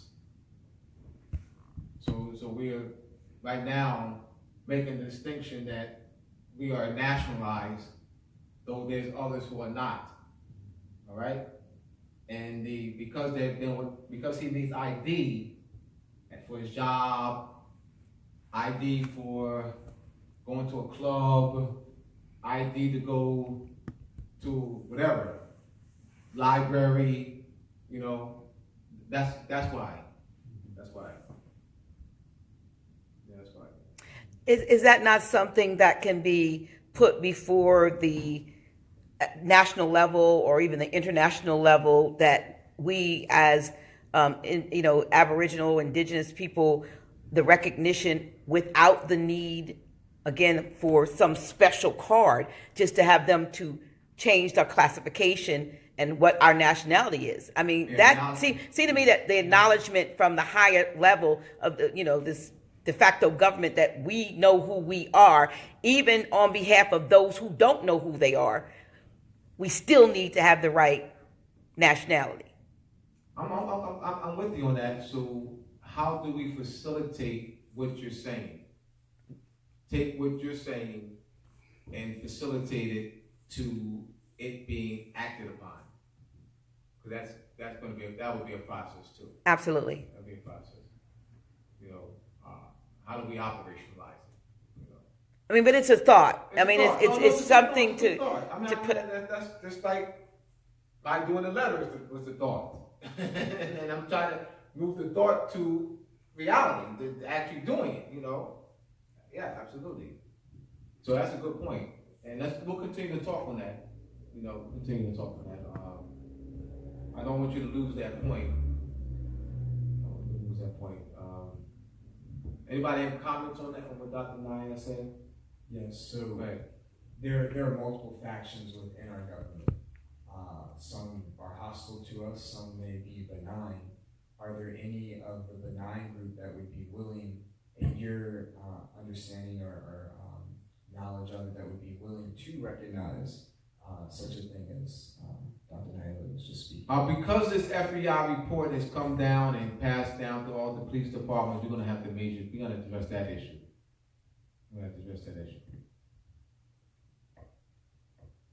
I don't know any in the national and our Moorish seats that address this Moorish issue. I mean, because we could also send letters to senators and congressmen and women. All right? So I know one of the big things about becoming a national is distancing yourself from the strongman that was created and recognizing the fact that you are not a citizen of the U.S. At that point, it would prevent you from being able to be in one of their assemblies, correct? Because what I'm trying to get at are there Moorish nationals that are in their assemblies? No, let me clarify that. Okay. This is your Moorish government. That's your assembly. That's your assembly. That's your seat. That's your Oval Office. That's your Senate. That's your Congress. They're sitting in your seat. All right? We will accept them as Moorish citizens. You are a Moorish national. They will become Moorish citizens. There's a distinction. You're a Moorish national. That's your nationality. We will, through nationalization, naturalize them into our Moorish government. They got you thinking the other way, that this is their government and they're bringing you in. Now, this is our Moorish government and we're bringing them in. All right? So you want to go to your Moorish assembly with your opinions and your seats? I'm saying we got to think along that line.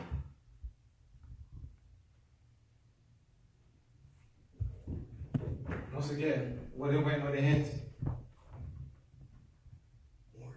English pheasants, French pheasants, Welsh pheasants, German pheasants. What's this called? What's this called again? What's this? Is that an English fez? German fez? Scottish? Welsh? Was it? Oh, the Moorish fez. All right. What they went on the fez? All right. Moorish fez. And I'll keep going back to this to let you see that they know who we are. And they're playing us. They're playing us. They playing dumb. The Moors. Did you say moron? Who? Moors. You know what? Moron. You what? Moors. Sovereign citizen. Sovereign citizen. Sovereign citizen. What they got? Hold on one second. Excuse me. What that cop do? Once again, at the pub in June, he looked at the book cover. Oh, you're a sovereign citizen.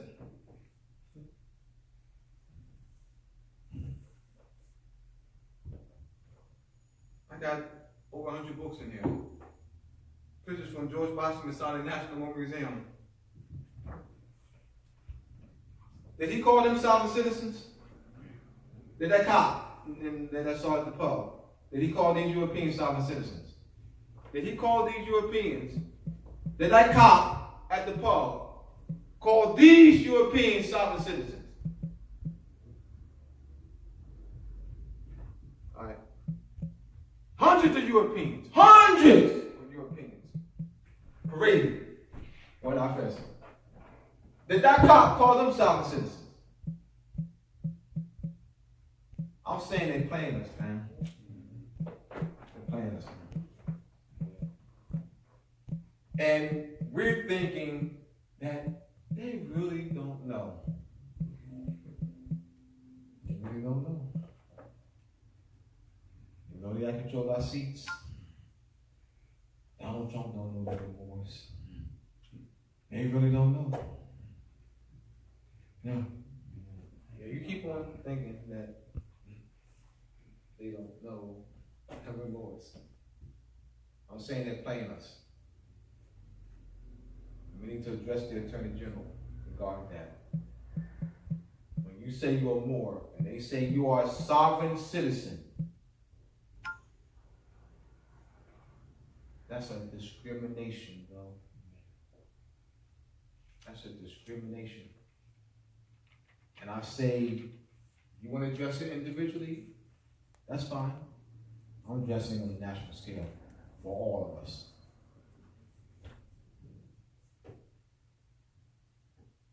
I mean, I'm going to spend my energy and my time addressing it on the national scale.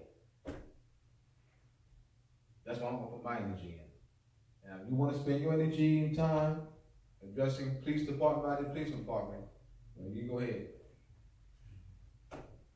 Go ahead. That's fine. Another question. All right? That's what. Team. So, American, read that, please.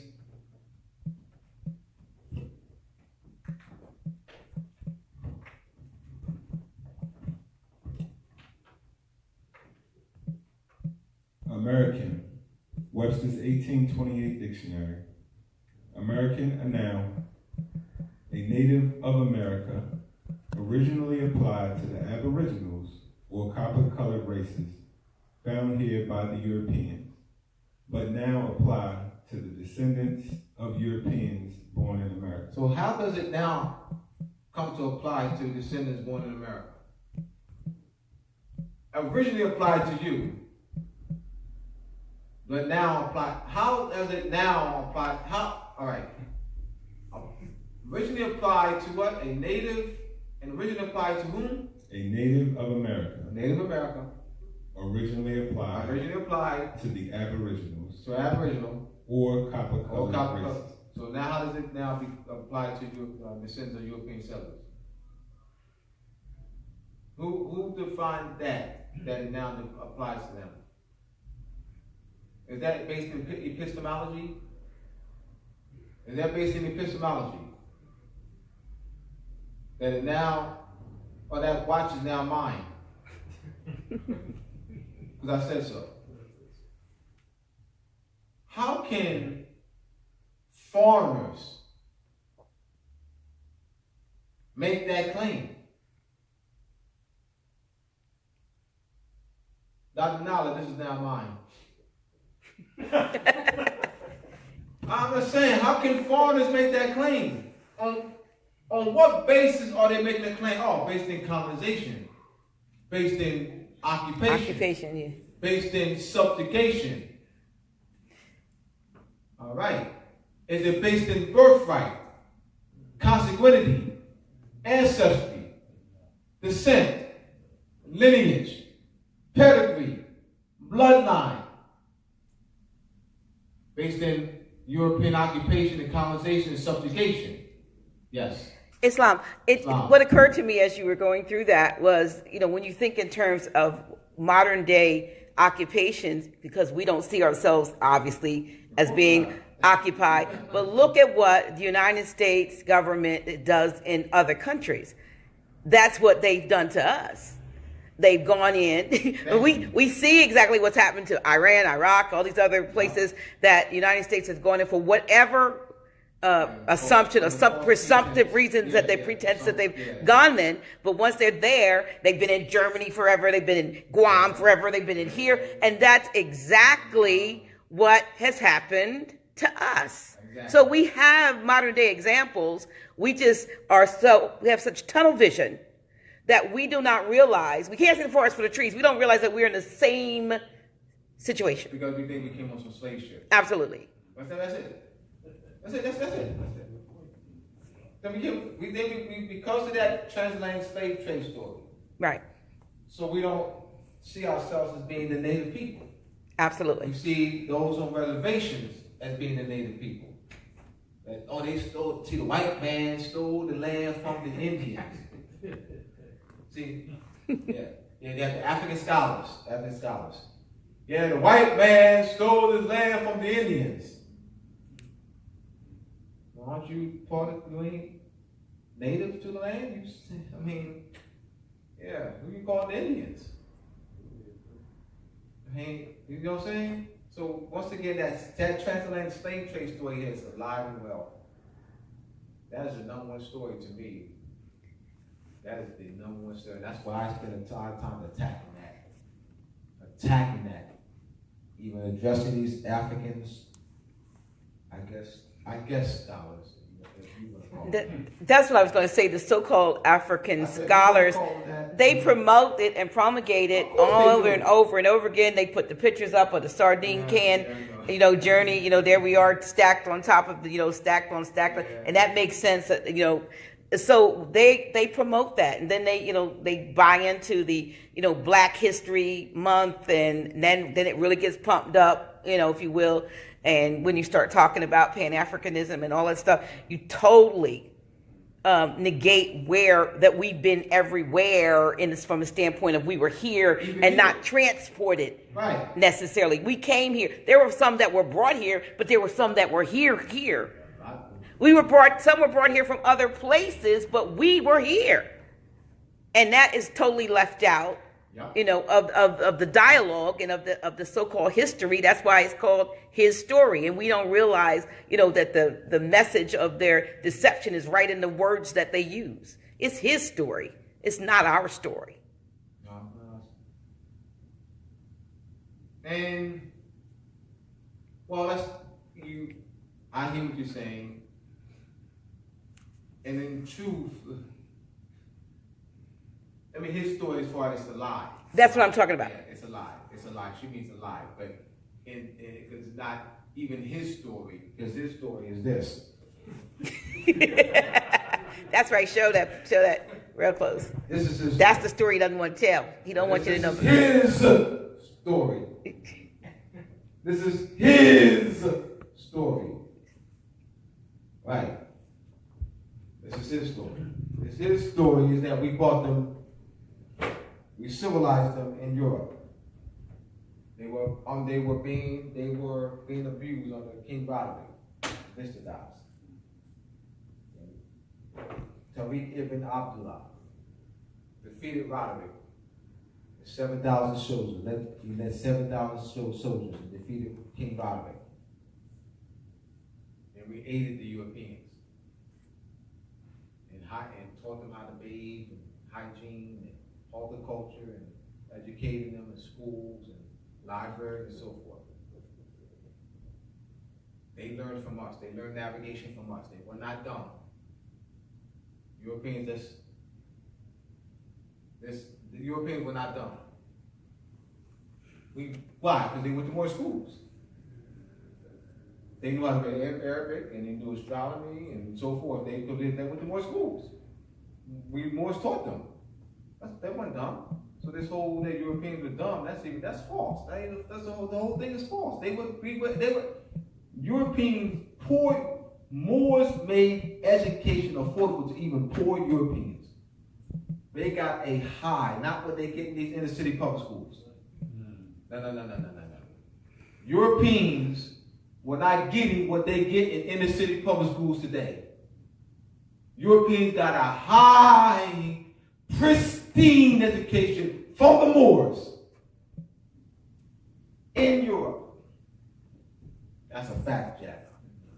They didn't get no inner city, nothing.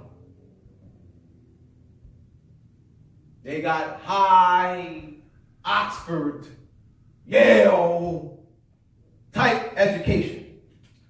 And that's Moorish curriculum. 71 universities, right? I don't know, it was that many in Europe? In Spain. Well, not just Spain, though. We didn't just rule Spain. Not Europe. Europe, bro. Southern, for Portugal for 500 years. We had Sicily for 400. Southern France, Southern Italy, Rome, and Florence. Rome and Florence. That whole coming out of Florence, that's Moors. That's Moors, bro. But they show these Europeans. Michelangelo and so forth, Dante, and that's Moors. That's Moors sparked that. So they're lying. So they're not even writing his story. Because that's not his story. His story would be that the Moors taught them. That would be the story that we taught them. But they left us out, and they showing all these Europeans and, you know, like they, you know, Michelangelo and Dante and all these. Oh yeah, Florence. Florence was so great, and yeah, of course Florence was. I agree with that. Why? Why was Florence great? Why? Because of the Moors. Because of the Moors. All right, yes, bro. Yeah, I had a quick question. I was just thinking over the whole week. What's the premise, probability, or possibility of a Moorish consulate? Very possible. Absolutely. You want help for me? You want help? Yeah, You know I'm gonna say that, but you know me, brother. Anyway, you know me, brother. You know, brother. You know me, brother. You know I'm gonna ask that. I'm in it. Once you open your mouth for anything about any possibility, I'm gonna ask you. You ready to get dirty? Yes. All right. Once again, I get a lot of yeses. Well, I mean, yes, brother. I'm serious, man. I've been doing this long enough, brother. I get a lot of yeses, fam. But when I hit them numbers and he ain't answering. He said yes. I'm only playing. No, it's cool. I'm just saying because I've been making my rounds, so I know. No, let me be serious though. And I was serious when I was saying that though. Yes, that's a possibility. That's a possibility. I trust that, like, you know, that's why I was, you know, with the letters I'm writing, that's a possibility. Y'all good? All right, thank you. All right. Thank you for coming. All right. I'll be back next week. All right. How do you like the class? Was some? Love All right, good. Yes. Very, very knowledgeable. Tyler will be here next week, right? Yes. All right. Yeah. Thank you very Go much. ahead. You're welcome. Peace. Thank you, everybody. Yes. Possibility. That's something that's been even talked about back in the 90s, and they'll continue to talk about. But what happens though, brother, we're not committed. We're not, we want the quick fix though. Not what needs to be done is there should be a newspaper. There should be a newspaper that say the Moorish Consulate. That's the name of the newspaper, Moorish Consulate. No, because when I'm suggesting that you call it Moorish Consulate, because then that becomes the name that's on the people's minds now. You know what I'm saying? It's not something that you just do in an article, but it stays on. That's like I did with Sonic 8. That's the name of the paper. Right, so you have the paper with Moorish Consulate. That'll be the name of the paper. And so that sticks on the people's minds. So they have to say it. Moorish Consulate, they have to say it. All right? Well, I got so much on my plate, bro. no, it was just a quick. No, I'm glad that you put that up, bro. I'm just. I'm gonna say, I know I got so much on my plate, man. I need to close. I can't commit to anything right now, man. Because that fact that I'm even doing this, doing this letter, oh man, I got so much on my plate, bro. I got my books I'm working on, man, and oh my God, children's books is. Man, there's so much that got to be done, man.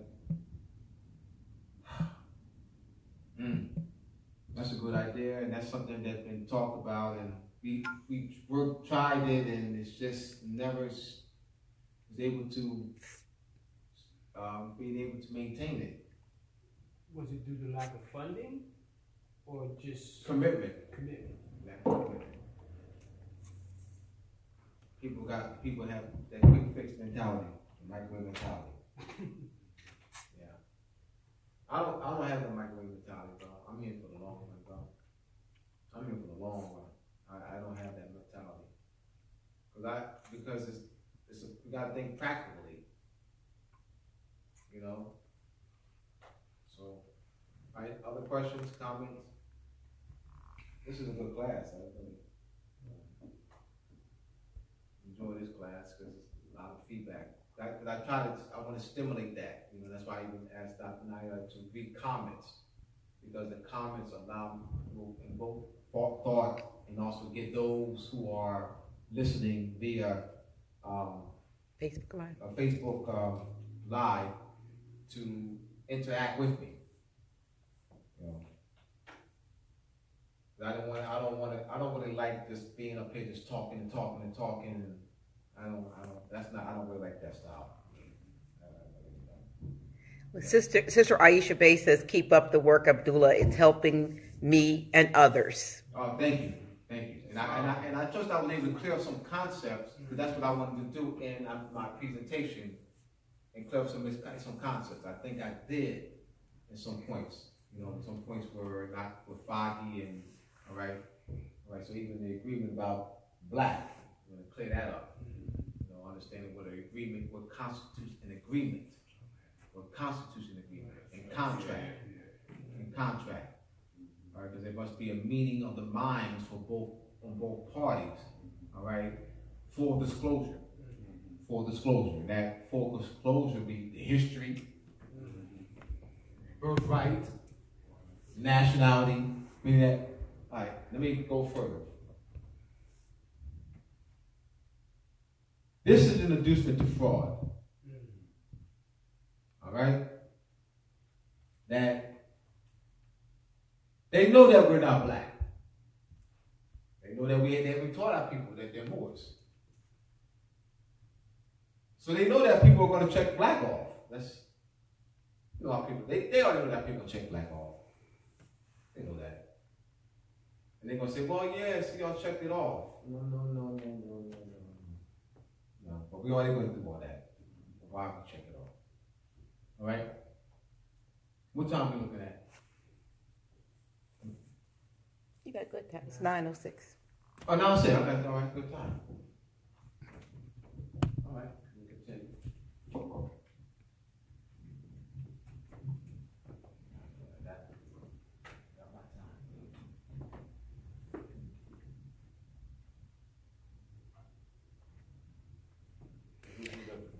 The history. Can we slide that over a little bit to the board is kind of hanging off.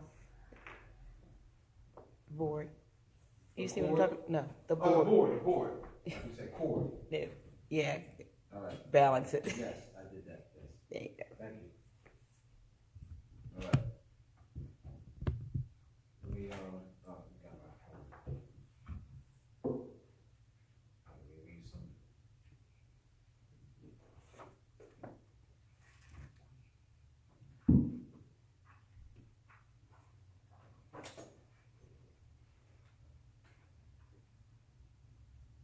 All right, let me do this. Now, the issue of tributes between the United States and Morocco, the major issue that was discussed in the Continental Congress in the 1770s was whether to 1774, 1775, 6, 7, 7, 8, 17 throughout the 1780s was whether to continue to pay the Moors tribute or to put the money for defense. This was a major issue in the state delegates as well as in the Continental Congress. So therefore, Europeans to say, who are the Moors? What do you mean, who are the Moors? What do you mean, who are the Moors? This was a major issue. In fact, one of the streets in Philadelphia, Bainbridge Street, named after Captain William Bainbridge, who was held in Moorish captivity for 1 year. So this issue of whether to pay the Moorish this tribute actually came once the George Washington actually appropriated $10,000 for 7 frigates And that began the starting of the Navy, funding for Navy. But that was a major issue. Thomas Jefferson, John Adams, and Ben Franklin were appointed ministers plenipotentiary in 1785 to negotiate the Treaty of Peace and Friendship between Morocco and the United States. The United States could not continue to pay this hefty tribute. So the negotiation of the treaty was necessary. Now in the treaty, Article 5 of the Treaty of Peace and Friendship makes reference that the Moors shall not be put in slavery. They violating the treaty. But what they have done is have classified as people as black. So this classification as black takes us outside of that constitutional form of government. That's why you always say, come all the Asiatics or North America, hear the truth about your nationality and birthright. You're not black, Negro, color, Ethiopian. The Moorish nationality ties our people back to the treaty, affords our people treaty protection and constitutional protection. All right? This is why nationality is so important. Because now what it does, it allows us to call the law into effect. They know that. So they're playing us, yes. So since the Moors cannot be, you said enslaved? No, what did you say? Yeah, Article 5. Right. Or the treaty So now it makes sense to give us a different definition so that we can classification by classifying us. Classify. But by the same token, what brings to mind is the fact that slavery was supposed to have been ended, but now the prison industrial, since isn't there something in one of the articles except for being convicted or something that allows them about involuntary servitude. Involuntary servitude. So the prison industrial complex is, and all of that is a way around and a way of putting slavery back. Okay. Yes. So what they have voluntary, they said involuntary servitude shall be illegal. Okay. Not servitude, involuntary servitude. Except for punishment. For crime. So everybody's being convicted of crimes. For punishment by crime. And then put into the system and then used as slave labor. Yes. And so look at how they worded it. You know, that gave them a way to continue it. The language that they use. Here's a question here. Yeah, because they didn't. It doesn't read that servitude is illegal.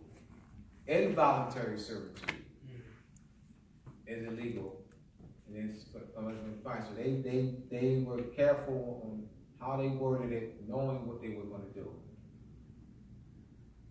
Yes. There's a question. Jarrell Bey says, Islam family, could you please ask the good brother Abdullah to speak on he says, it's all caps, BIE, black identity extremists, and how does it pertain to us as Moorish Americans? Thanks, peace and love.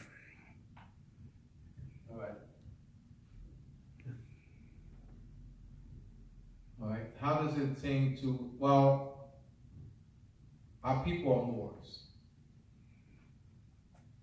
All right, let me say this. We don't want to separate ourselves. I'm talking about nationalized Moors. Let me be clear. I say we nationalized Moors. All right, let me say this then. I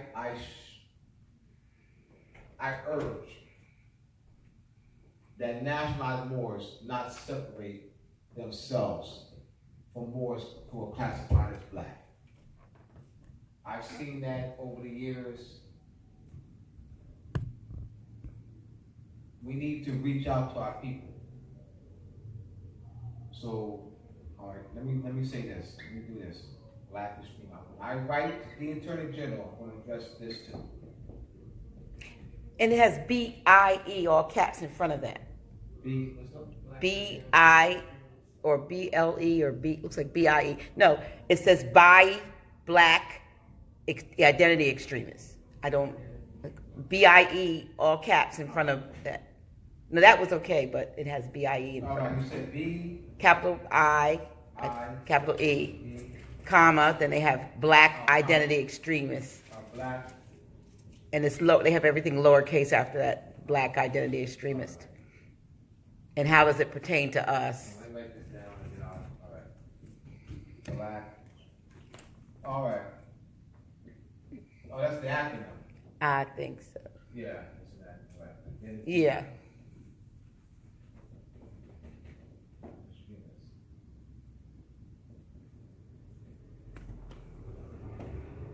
All right, but keep in mind that the Europeans classified us as black. All right. These are my people. These are my people. So I'm not going to.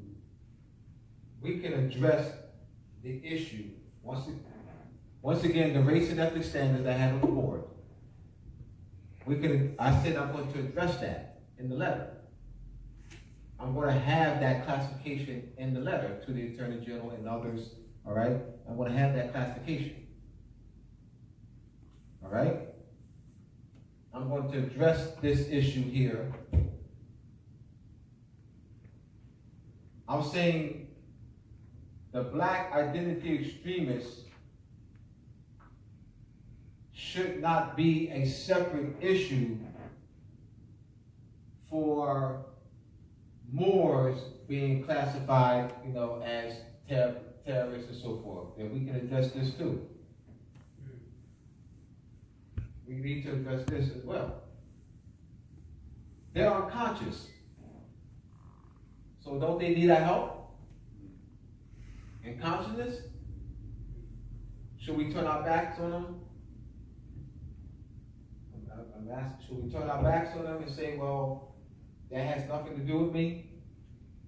But the people do. That this doesn't, right, but I'm talking about the people. The people. The people do. The people are Moors. The people are Moors. All right, so we can address, I wanted to address that too. Yes. I don't want to stray away from what we're talking about, but I know some people we trying to help. They talk like, I'm black. It goes all the way back to Right. Meta and all that stuff. All right.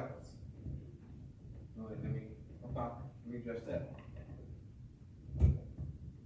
Is black a nationality?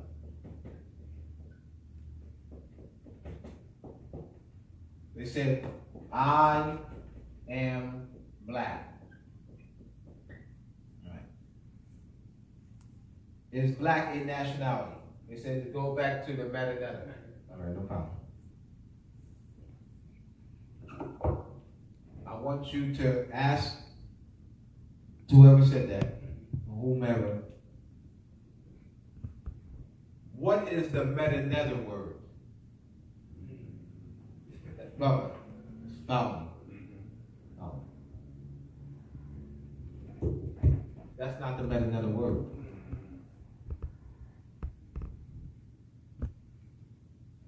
That's not, this right here, this form is not the meta-nether form. So ask them to give you the meta-nether word. All right? See how quickly I was able to do that? See how simple that was? All right? Yeah. Kemet means black.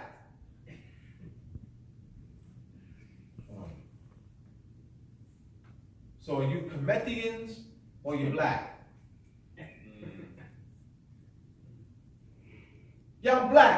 means black. Are you Kemetian or you black? Are you Kemetian or you black? Because I don't hear you saying you're Kemetian. I keep hearing you saying you're black. Why don't you say you're Kemetian? Why do you keep saying you're black? Don't you say you're Kemetian? Where's this black coming from? Why don't you say you're Kemetian? Isn't Kemetian the older? This is modern English. 500 years old. All right?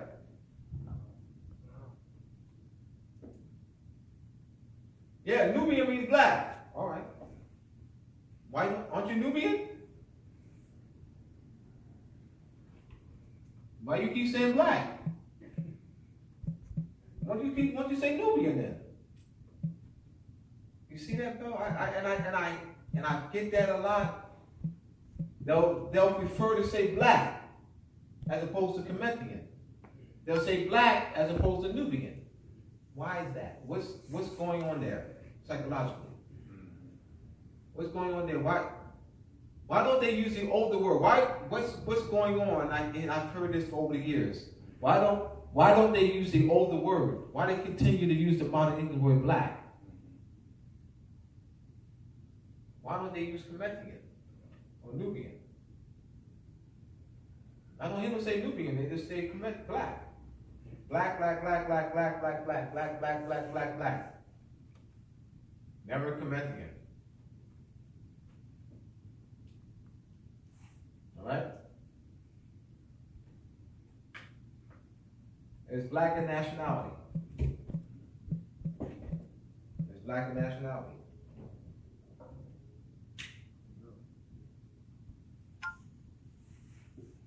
They can't prove to you that it is. Any other questions?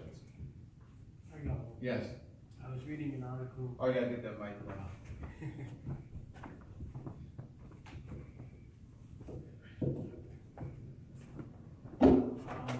I was reading the article from RV Bey's site, publications, in which back in, I think it was 1927, Saudi Arabia, Morocco, a couple other nations over there, they accepted the fact of us Moroccan nationality.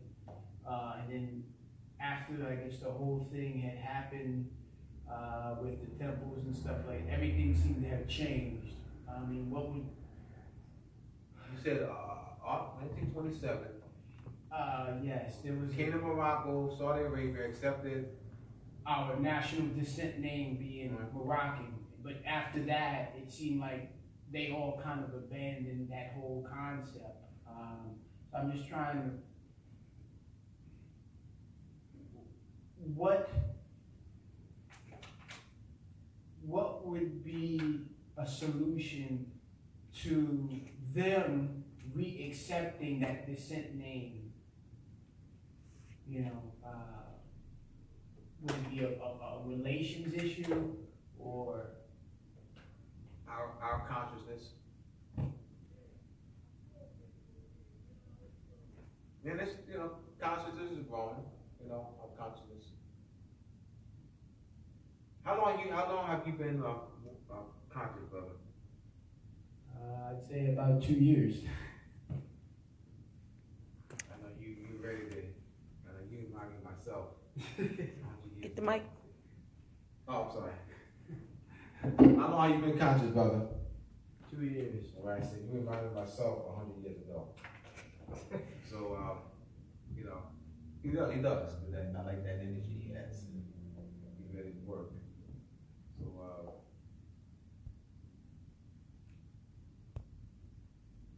you just got to continue to be involved, brother. Continue to be involved. We need your activity. Continue to be involved. All right? Because it's not going to, and I know, we're looking for this to happen. Because it's been 104 years, so it's not even an overnight thing, because it's been 104 years. Is that those who came before us fell asleep on the job. So thank those who came before us back in the 30s, 40s, and 50s, and so forth, for falling asleep on the job. This is why we today got to do this to work the way we're doing it. All right? Because Joe Ali did his job. You know, he laid a clear foundation for us to reclaim our Moorish government, which is today run by the United States in a trusteeship capacity. I'll continue to say it that way. All right? Yes. And just a question. I know this one's going to make you. I'm going to ask it, even though I cannot. Kofi Kelly says, "What's wrong with being black? Just because the colonizer said black means pale, etc., does not make it bad." All right.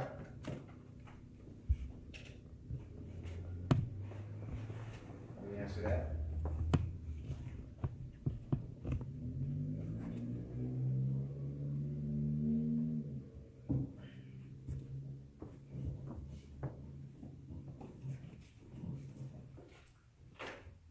All right, black comes from Indo-European root, BHLEG, bleg, shine, bright.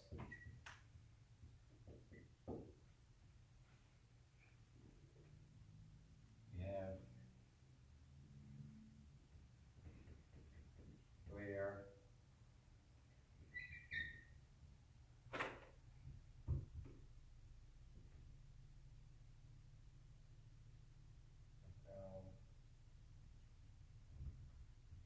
What's the German Greek spelling, Rob? You remember the Greek spelling? I think it's bleak. Latin. Flagging. Oh yeah, thank you. Flagian. Right, yes. This is Greek. All right. Moors. BL. AKK.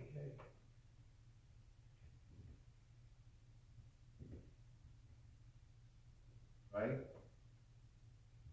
Well, that's C. Let's see. All right. Old Norse.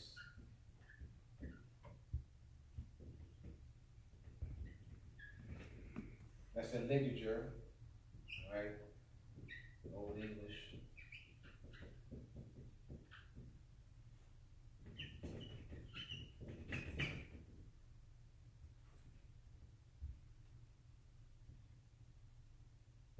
Middle English. All right. Bleg, B-H-L-E-G, is the Indo-European root. Phlegian, F-P-H-L-E-G-E-I-N, is Greek. Phlegier, F-L-A-G-A-R-E, Latin. All right. Bleg, B-L with A with the double italics above the A, C, Old Norse. BL, the ligature, with the A and E are very close or touchy. That's a ligature. C, Old English. Black, B-L-A-K, Middle English. B-L-A-C-K, Modern English. All right? Modern English. Now, Old English is from 400 to 1100. Middle English, 1100 to 1500. Modern English, 1500 to the present. So this form, B-L-A-C-K, is only 500 years old. This form, B-L-A-C-K. So you're using a word in this modern English form that's no older than 500 years old. Yeah, we're over 500 years old. So what's wrong with it? One, it's modern English, the form, all right? 2, it's not your national identity. 3, it's not a nationality of anybody on the planet. Right?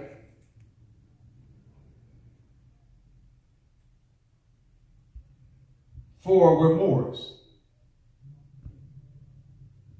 I mean, you get this. So we have that here. You have in dictionaries, you'll see black. I'm trying to address this intellectually. All Moor. Black or Moor.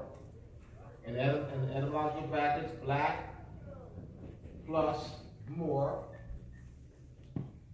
Black or Moor is placed in the brackets. Black plus Moor. So it's broken down like, it's a compound word. All right? So black and Moor is a compound word. Why did the Europeans place black? Why did the Europeans create the compound word black or Moor? What was the need for the compound word black or Moor? Because the compound word didn't always exist. It's a compound word. You have black, and then you have Moor. So I had 2 words, it's a compound word. 2 words put together to create what? 1 word. It's called a compound word. Black and Moor. So why is this? You see this in dictionary. You get older dictionaries, 1940s and 50s, and you'll see this. All right? I want the person who asked the question to go to an older dictionary, go online, and Google black or Moor dictionary searches. All right? And you'll see various dictionaries, Oxford and American Heritage, and depending on the years, you'll see this structure. That's a compound word. All right? There's another comment here that's equally as interesting, from Isaiah Reason, that says, Egypt means black, so we being descendants means we're black. But why not say Egyptian, though? I'm saying, but why not say Egyptian? Why, where's this black? Why do we so want to use the word black and not Egyptian? People just want to be black. Why not say Egyptian? Corinthian or Nubian? Why black?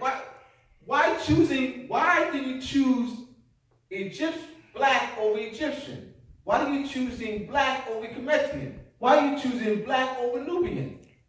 James Brown.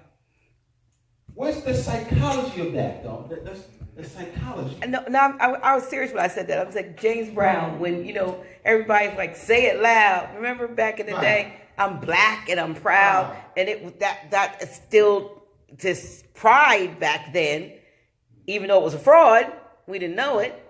And I think it's stuck. You see what has happened. So this.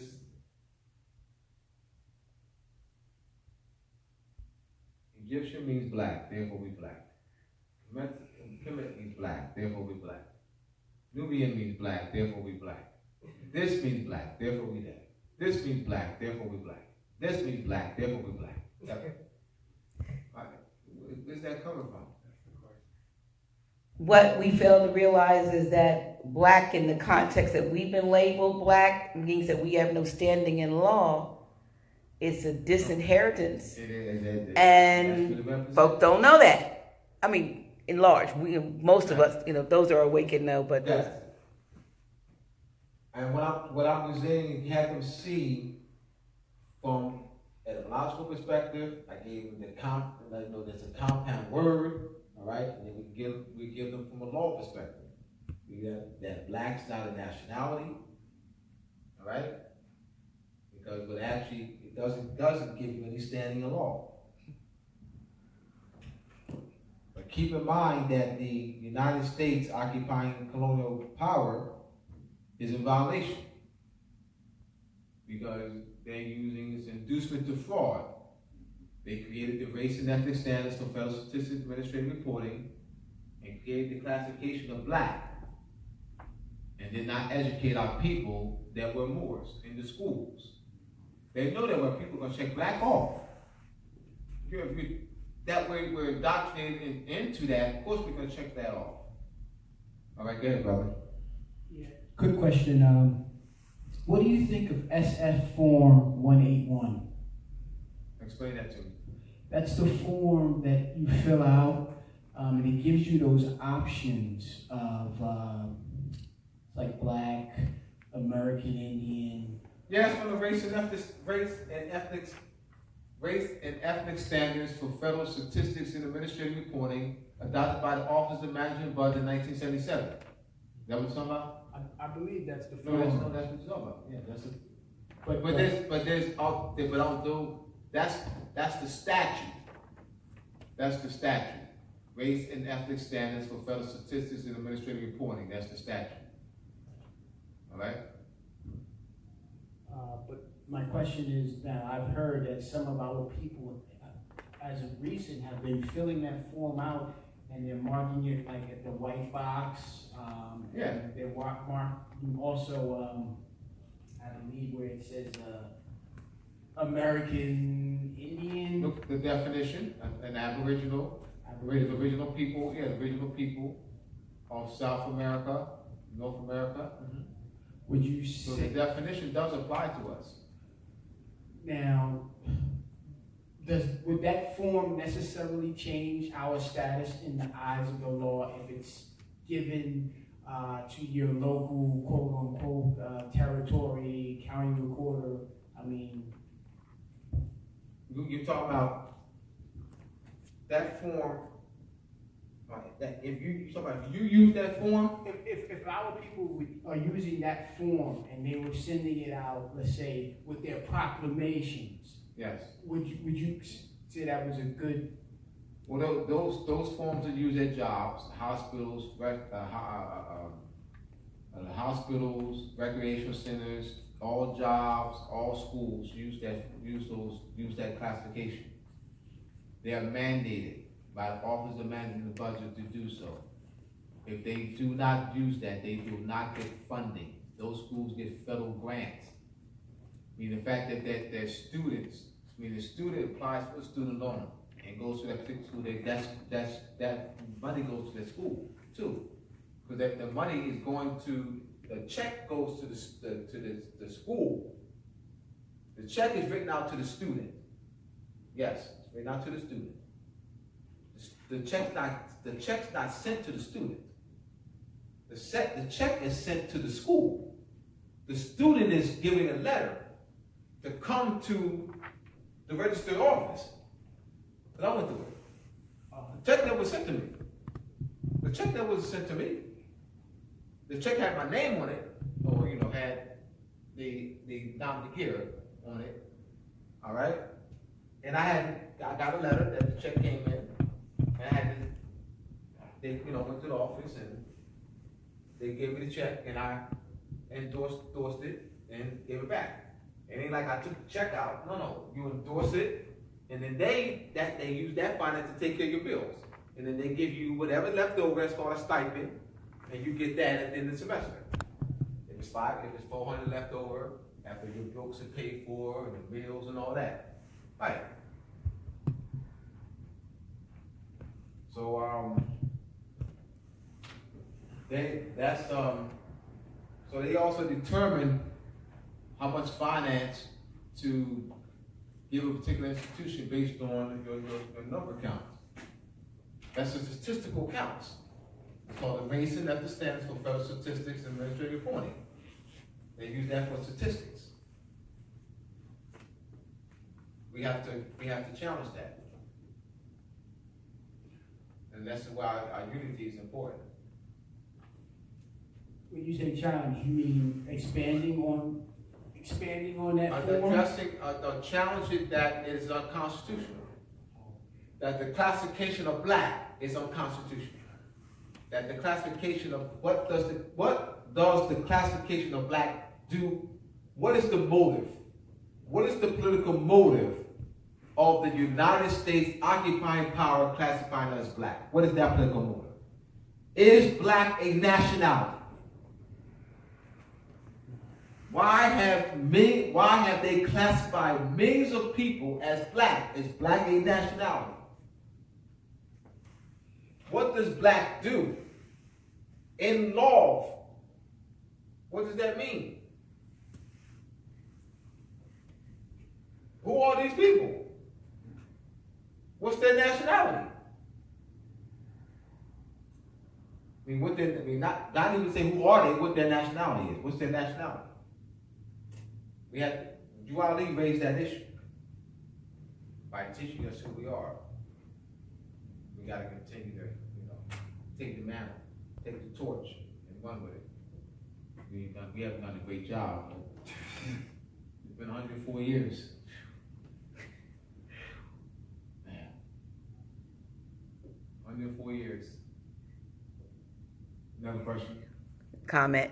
Danny Rosenbaum says, well, let's ask the same to them that ask, since Negro merely means black in Spanish, therefore why not call oneself a Negro? Why not? It's merely a translation. Black is merely a so-called politically correct new era pejorative, chattel property, 14th Amendment, servitude, classification, label / brand. That sounds better. All right.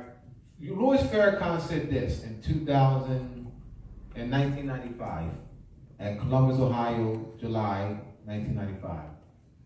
He said this: black is used for inanimate objects. Negro zapato, black shoe. But if you talk about human beings, you use another name, morenos. Negro in Spanish is used for an animate object and not for human beings. What word do they use for human beings? Thank you. Morengo. Thank you. Not Negro. Negro is used for inanimate objects. In Spanish. So ask that person, that natural person, is he or she an inanimate object? Like a chair. Is he or she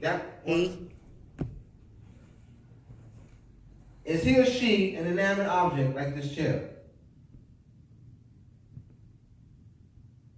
Well, now, if he or she, he states that he is an inanimate object, then all right, he's Negro then. I want to read it. Oh, you say that he's inanimate. I want to read another He's comment. inanimate.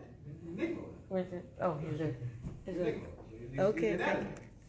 Here's another comment from Michelle Harley, who's one of our city council persons here. All right, go on. She says, thanks for educating us tonight, Brother Abdullah. I really do get what you're saying, but it has never been our orientation to think or look at ourselves as Egyptians. That's why it's easier for us to ascribe to black and not Egyptian. Again, I get what you were saying, and thank you for the information. All right, you're welcome, sister. Thank you for your support and encouragement. All right, other questions? I like this style because it gives me the opportunity to answer a lot of questions on what people have. And I can directly answer what people, needs are. The brother that asked that original question, the one that you just expanded on, Danny Rosenbaum, says, thank you for qualifying that, Brother Abdullah El Mosi Bey. See why I like this style? Mm-hmm. See? I just finished saying that. All right? He said he was actually being facetious when he said no, but you know what? That's even good. Because then you have other people who, that clarifies for other people. Yes. So I came in late. Yes, you did, but that's all right. You came in late. Right?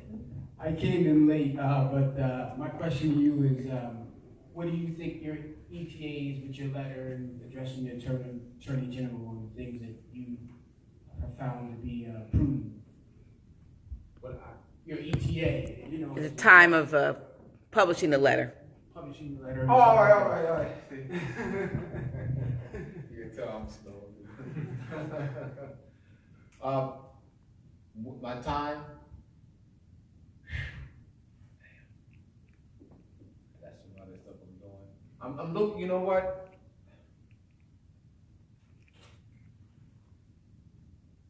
I'm looked up how much it will cost to print it.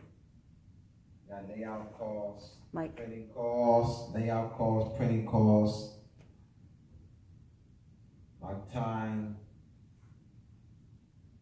I'm looking at early spring because I'm trying to finish up this other book, the Sonic Compton Square book. It might be sooner because I might, once people know about what I'm doing, that's why I'm doing this now. Because I talked to her, she's, say let's bring it, put it out there, and then we get the support. I said before, I'm going to have the declaration section $50, and I'll let people know where they can send the finance for that. All right.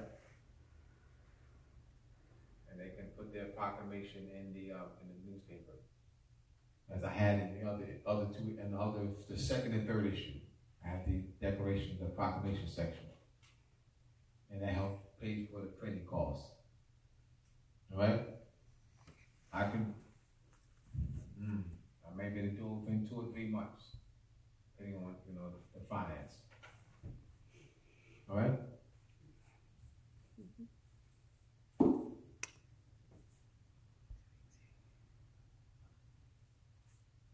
That's it? Any question? All right. Move on.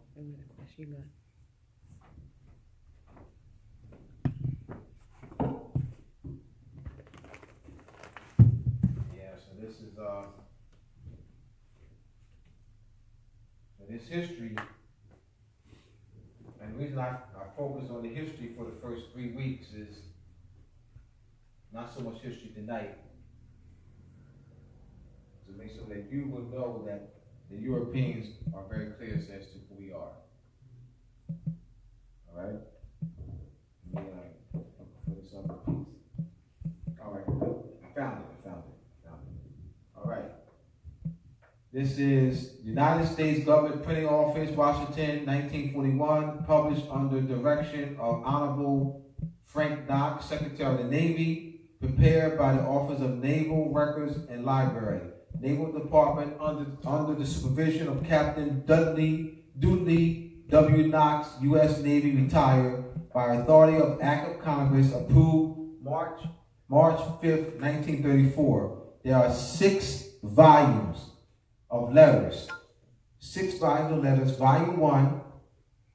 These letters are between the diplomatic relations, correspondence between. Page 199. Page 199. This is correspondence between naval documents relating to the United States wars with the warring powers. These are naval documents related to the United States wars with the warring powers. All right. Volume 1. Naval operations, including diplomatic background from 1785 through 1801. They don't know who the Moors are, right? Volume 2. Naval operations, including diplomatic background from January 1802 through August 1803. Volume 3. You can go online and get these. Paperback is cheaper. Hardback, I like to get hardback. It's $200 per. I think it's $125 per volume for hardback. Volume 3. Naval documents related to the United States wars with the warring powers. Naval operations, including diplomatic background from September 8, 1803 through March 1804. Volume 4. Naval operations, including diplomatic background from April 1804 through September 6, 1804. Volume 5. Naval operations, including diplomatic background from September 7, 1804 through April 1805. Volume 6. Naval operations, including diplomatic relations from May 1805 through 1807. Register of Office Personnel, United States Navy and Marine Corps of the Ships Data, 1801 to 1807. All right? So this is, let you know that they are very clear as to who we are. This is Conventions and Diplomatic Relations, Barbary Wars. In a sketch for a treaty, which that body, on the 17th of September, 1776, agreed that their commissioners should endeavor to conclude with the French king. An article was asserted to the effect that France should protect, defend, and secure as far as in its powers, the subjects, people, inhabitants of the United States and their vessels and effects against all attacks, assaults, violence, injuries, deprivation, or plunging by or from the King of Morocco. And this is September 1776. Y'all know who we are? All right? Or Fez in the states of Algiers, Tunis, and Tripoli, and of any of them, every other prince, state, and powers on the coast of Barbary. And the commissioners were instructed that this article ought to be obtained if possible, but should be waived, rather than that the treaty should be interpreted by insisting upon it. The commissioners did not obtain such protection. All right? Instead of it, the King of France in the Treaty of 1778 agreed to employ his good offices and interposition with those powers in order to provide as fully and efficaciously as possible for the benefit, conveniency, and safety of the said United States and their vessels and effects against all violence, assault, attack, and deprivations on the part of the said princes and states of the Barbary or their subjects. All right, so this is from the Conventional and Diplomatic Relations, Barbary Powers. All right, so just know that they're very clear as to who we are. All right. Now in the 6 volumes that relates to the diplomatic relations between the United States and Barbary powers, these are all the letters. This is what they chose to put in, but this is still good information. So, this is not all the letters that they have in there. I'd like to see what they didn't put in. What letters they decide not to put in. Of course, certainly they put all the correspondences. All right.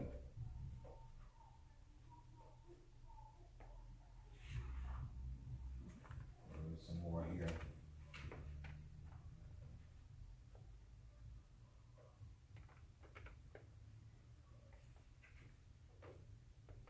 We have Etienne de Audebert Calais, who briefly represented American interests. This is, of course, I'm quoting. American interests in Morocco, volunteered to trade the enslaved French crew members for Moroccan slaves in Malta. A proposal both Deputy and Chenier rejected. His 1788 memorandum to the Société des Amis des Noirs was forwarded to the Directory even years later. All right, this is Moroccan Sultan Saudi Mohammed ibn Abdullah's diplomatic initiative towards the United States, 1777 to 1786. It's the title of the book. This is by Basilia H. Roberts and James N. Toole. This is the article.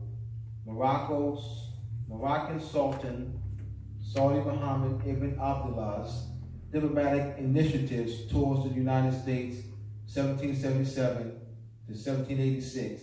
Proceedings of the American Philosophical Society. All right. This is 143,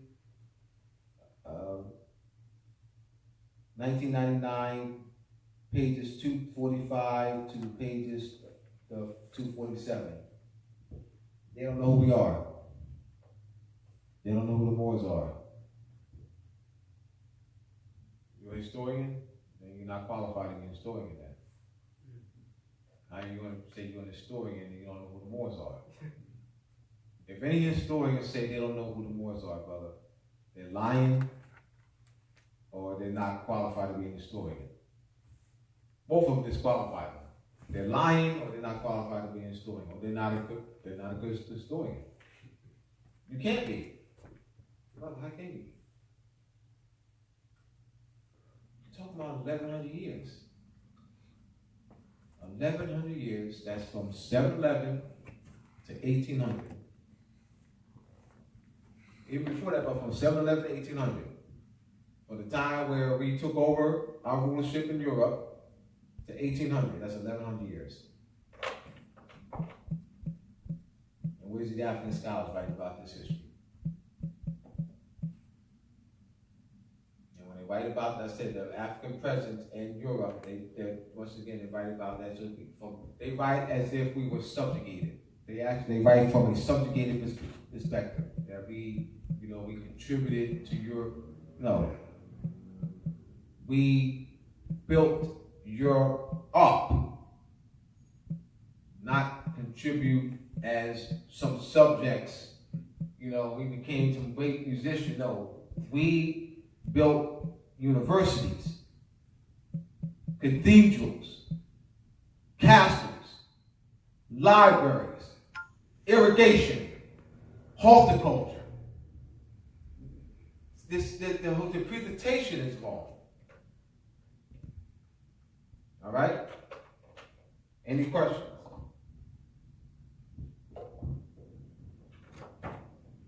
This is the next book. This is the book that's coming out that I said I need to finish up, brother. All right? The Masonic Compass Square and the Connection to Timekeeping and Measurement. Sorry, I got it. That's right. All right, this is coming out. Looking at early spring. I was trying to get it out before Christmas, but I was dealt with other issues. All right. This is the Masonic Compass Square and the Connection to Timekeeping and Measurement. That's all. Chapter 1, I go into some overview of some history, and then chapters 2 to 7 deals with the astronomy. It all deals with astronomy. I talk about the astronomy of the. I go into the astronomy of the chapter 3. Chapter 2, I go into the Illuminati piece and its connection to the apron, Masonic apron, and so forth. Some of the stuff I have in the Illuminati book, and some things I don't. In chapter 3, I deal with the distortion of the devil, the distortion of the lunar calendar, and the devil and the Baphomet. That's chapter 3. Chapter 4, I go into the two pillars of Boaz and Jachin, the astronomical origin of it. I go in so much, I have so many images. I go into detail in a lot of areas. I go into the one of the chapters. I go into the two crosses, the tropical cross and the galactic cross. All right, the Confederate flag, what our people are so afraid of. And I just, but once again, the Europeans take our stuff and they distort it. That is not European. This is not hate. That's not hate.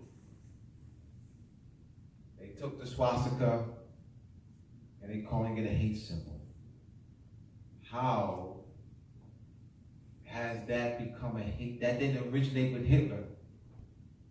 That did not originate with Hitler. You can't take an Abydos Egypt,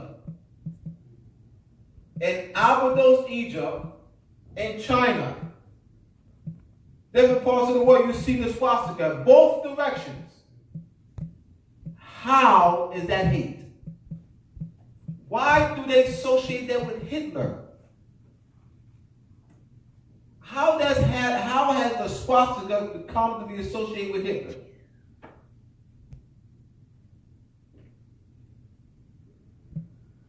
So therefore, I'm not supposed to wear it. Because you lie about this origin. I'm not supposed to say I'm an Aryan because you lie about this origin. I'm not supposed to say I'm an Aryan. I am a hateful person if I call myself an Aryan because the Europeans lie about this origin. So I was allowed the Europeans to control my mind and not say I'm an Aryan because they lie about its origin. I'm not supposed to reclaim that image on the Confederate flag, and I can show it in Egypt with statues on its cross like this, because the Europeans lie about its origin. That is tremendous control. That has astronomical meaning. That's the galactic cross. You have the tropical cross, and the night orders use the 8-pointed star, which represents the galactic cross and the tropical cross that intersects. And that occurs every 25,920 years, representing the precession equinoxes. You see what they're hiding from us? Valuable astronomical knowledge that relates to climate changes that they're hiding from us. They have distorted everything. Valuable astronomical knowledge that we're going to need to save our life, and they playing games with us. Some brothers and sisters have no clue what Masonry is. Moors classified black, Negro, colored, junk, hot, whatever. Have no clue what Masonry is. Masonry ain't no club. Masonry is astronomy and cosmology. And mind science and mental. Masonry has nothing to do with a club. Nothing to do with any order. Is chemistry a club or science? That could be a chemistry club. I'm talking about the science stuff. Science. Is physics a club or order or science? Science. Is geometry, math, or some club? Well, masonry is that's what masonry is. Masonry is not a club. So these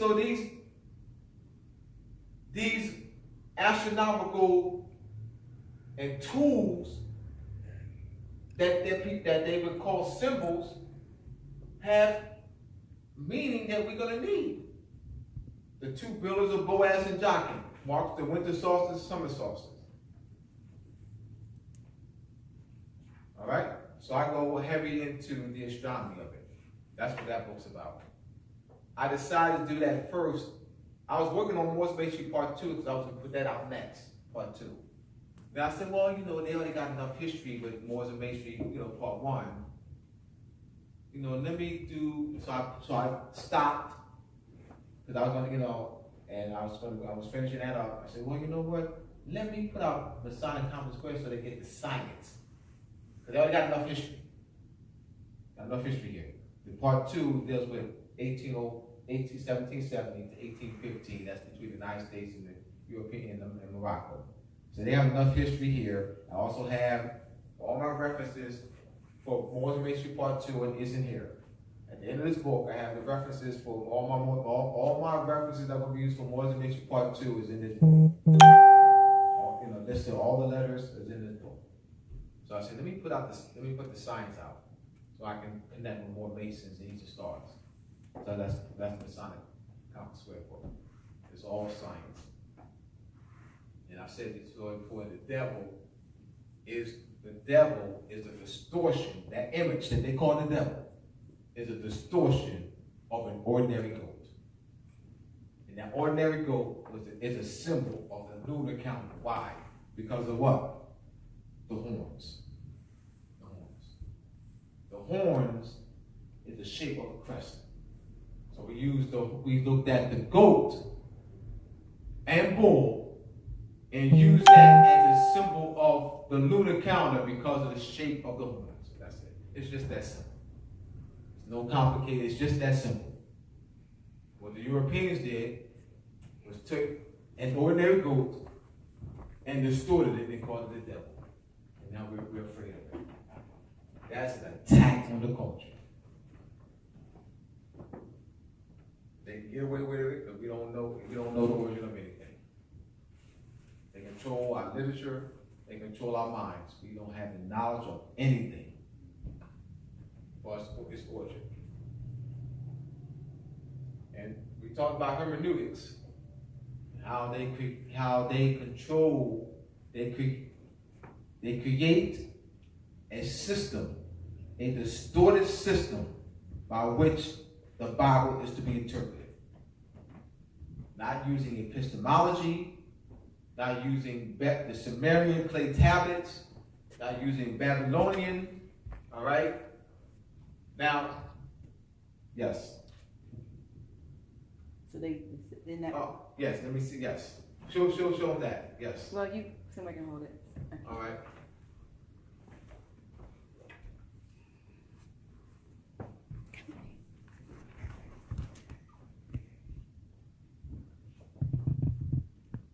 See the crescent? Crescent shape? Crescent shape? And here.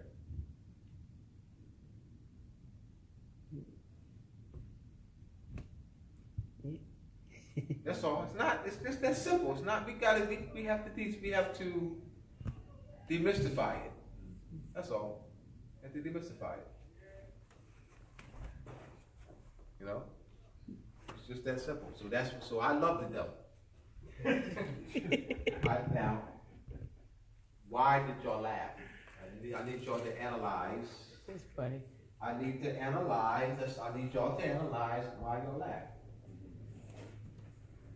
I need y'all to analyze why y'all laugh. I said I love the devil. I need y'all to say I love the devil too. Y'all laugh. So why y'all laugh?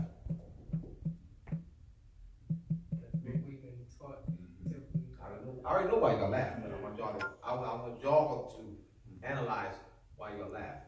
Because I have already overcome that. I used to be afraid of that. Mm-hmm. I'm not afraid of that anymore. That was that image. When I remember as a child, even in my early adult years, having nightmares, and that image chasing me, and I'm trying to, he's shaking his head. He's shaking his head. And I'm trying to, and then you try to get up out of your sleep, and you couldn't. You try to actually get up, sit up, and you couldn't. I'm serious. This is recent. Now, I was afraid of that up until maybe 3 or 4 years ago. That's how recent it was for me. So what I did was I addressed the fear by, looking at it and kissing it. Kissing that ugly, gory picture and embracing it. That was my way of addressing the fear. That's all. That was my way. I had to address the fear. So if I was going to teach it, I had to address the fear, or my own fear of it. I couldn't teach it, and I couldn't be effective teaching it if I was still afraid. All right, so I had to find some way of addressing the fear. That's all. Whatever way where I was, tell you what, it worked for me. You can call it silly or whatever. The fact is, it worked for me. That's all that matters. Go ahead, Bob. The way that the information has been changed, the history has been changed, and then what has been omitted from certain a lot of that, though. It's amazing, when you really start to get into Genesis, and then you realize that this is coming from a much larger body of work, the Sumerian clay tablets, and it is that programming that forces us to come into that dualistic understanding of the devil as this extremely negative entity, as opposed to seeing it in terms of the unity. Fertility. Yes. Woman. All right. Mm-hmm. And so when you were researching your work, where did it lead you? good question. And as you were going through the sacred works and through Sumeria, and where was your ending? When you traced it back. Professor Kuhn, when I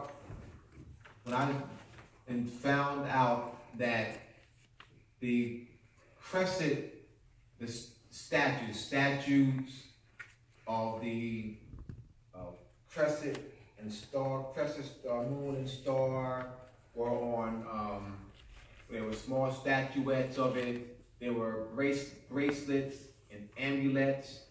There was a preponderance of, and throughout the Middle East area, of anklets and statues and statuettes and, bracelets with the crescent star, crescent moon. I said, oh, wow.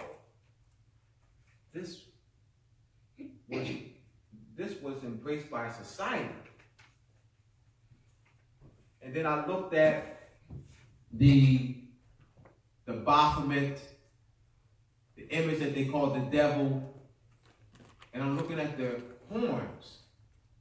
I'm looking at it, and I said, I came across the golden men's in Egypt, where they have golden men's outside of one of the temples, line out, various goats line up along the temples outside, and looking at the horns and the image, I said, that looks like a goat.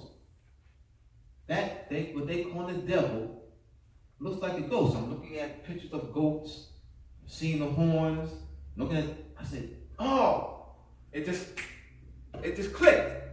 Just looking at it and analyzing over a period of time, it just clicked for me. I said, oh, they distorted, and knowing how they did it through words. So I'm looking, they distorted words, they transliterated, they reshaped it, all right, changed the morpheme. I said, all right, oh, they did it with the alphabets, with the Egyptian hieroglyphs. I said, oh, that's what they did. They distorted the images.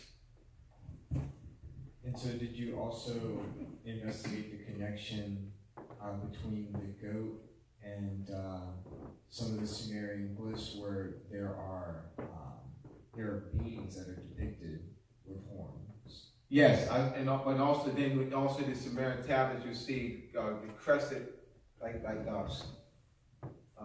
clay seats where you see the crescent moon.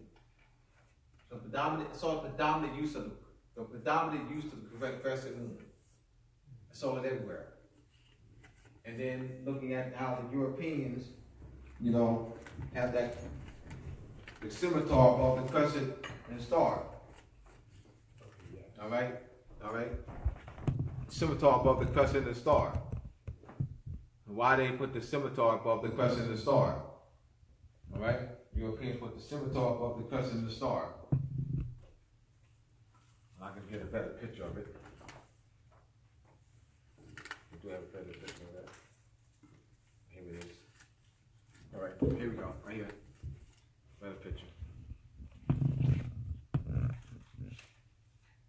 right, see a more scimitar above the crescent and the star. All right. What does that mean? What does that mean? All right. And also, not finished. I came across professors who've written extensively on the lunar calendars and and Venus used in the Mesoamerica area. I said, oh, they had a calendar system, Venus and the moon, the helical rising of Venus tied to the corn maze. It was all that. Just doing a lot of research and reading and getting, articles and, coming across professors. I was like, this is like, wow. They distorted this big time. So I have in chapter 3 of the Masonic Council Square book references showing references of research of the heavy use of the moon calendar as a culture, as a way of life. So the Europeans creating, distorting the ordinary goat is an attack on our way of life. They're attacking a way of life.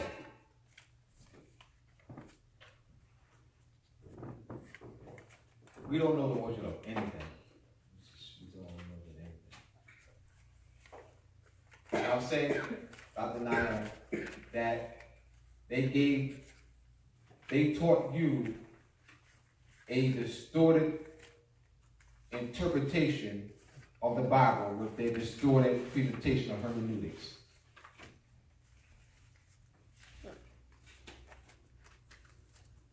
And not taking it back to its source.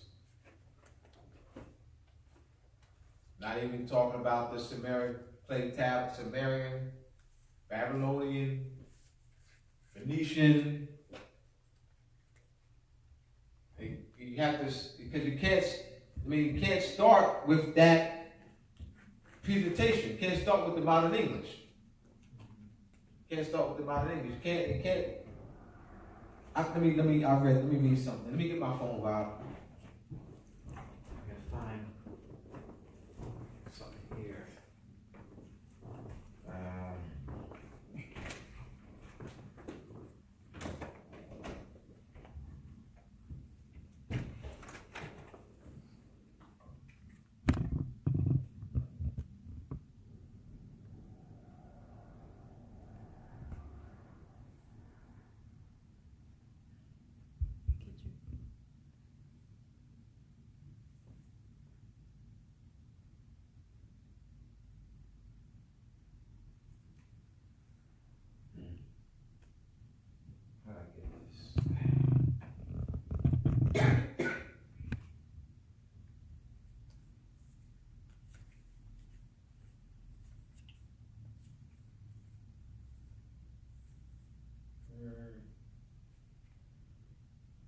Can't get it pulled up.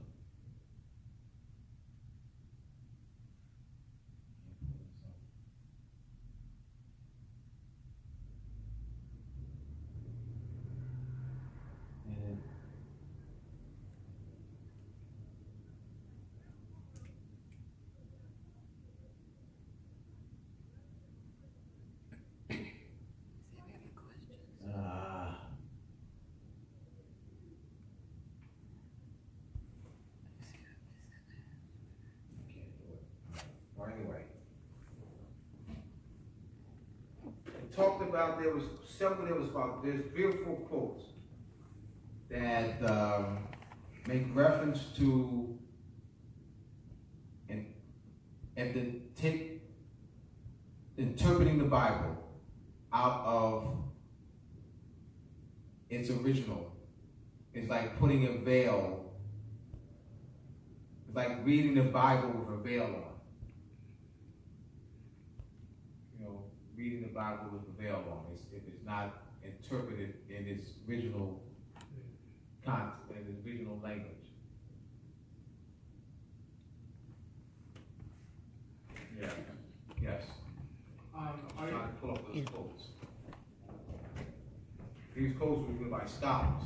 We call it Hebrew scholar and a few others. Okay, so I went to Christian theology school in college, and I wanted to know if you was familiar or if you heard of you mentioned what was it, hermeneutics? Yeah, hermeneutics. Yeah. There's called biblical interpretation. Right.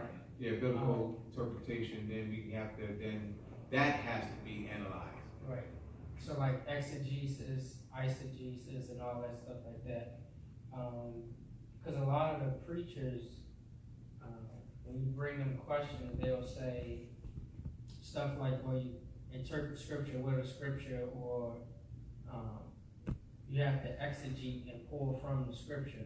But when you try to get beyond or to the root, like you were saying, they always say you got to stay in the scripture and stick with hermeneutics and homiletics. I don't know if you ever heard of that. I heard of it, yes. Yeah, That's so- preaching. Yeah. Homiletics, yeah. Hermeneutics and homiletics, yes. And so, you mentioned the Sumerian clay tablets. Right. So when we bring those up to the preachers, It's control, brother. It's about control, fam. Oh, it's about control, fam. I can't talk about Sumerian clay tablets. Isn't that written in the? You can't talk about the Babylonian. You can't talk about Egyptian text. All right? Yeah, you gotta stay within this English version. It's control, bro. It's control. Wasn't that in Control. the secret treaty of Control. Verona that religion was used as a form to control? No. Let me explain. No. That's all I want. Wait, we asked, give it a mic since she asked the Okay. question again. Maybe I read it wrong. No, we say it again. No, you didn't read it In- wrong. You in didn't the read it se- wrong. You didn't In read it the wrong. secret treaty of You didn't read it Verona, this is not it word for word, but Yeah, it you says, didn't read it wrong. Go ahead. okay, how religion was used as a form of control.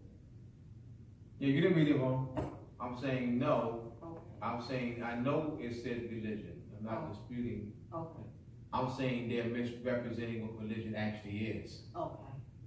People aren't given religion. Okay. Dogma. All right? Religion is cosmology. Religion is astronomy, astrology. Religion is, if people were given religion, sister, there would be no need for me to come here. Why? Because they would be free. If people have been given religion for the past 150 years, there will be no need for this class. I would never have written Moors and Masonry. I would have never, if people have was given religion for the past 150 years, I would have not spent most of my adult years writing Moors and Masonry. Why? Because it would be free already. They're not given religion. Those are mind control methods. Let me explain. You do this. Almighty God, come help me in all this thing. Almighty Allah, come. That's mind control. They're not taught breathing, spirituality, which is the science of breathing. They're not taught, I'm not talking about the way you're breathing now. I'm talking about this system of controlled breathing, which will send more oxygen to your brain. All right? They're not taught sound.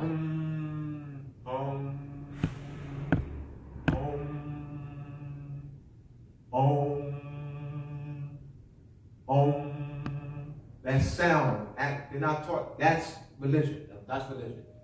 All right? They're taught this. Almighty God. They're taught that has power. They're taught saying a bunch of words like that has power. They're not taught this. Meaning, if you did this, that's the devil.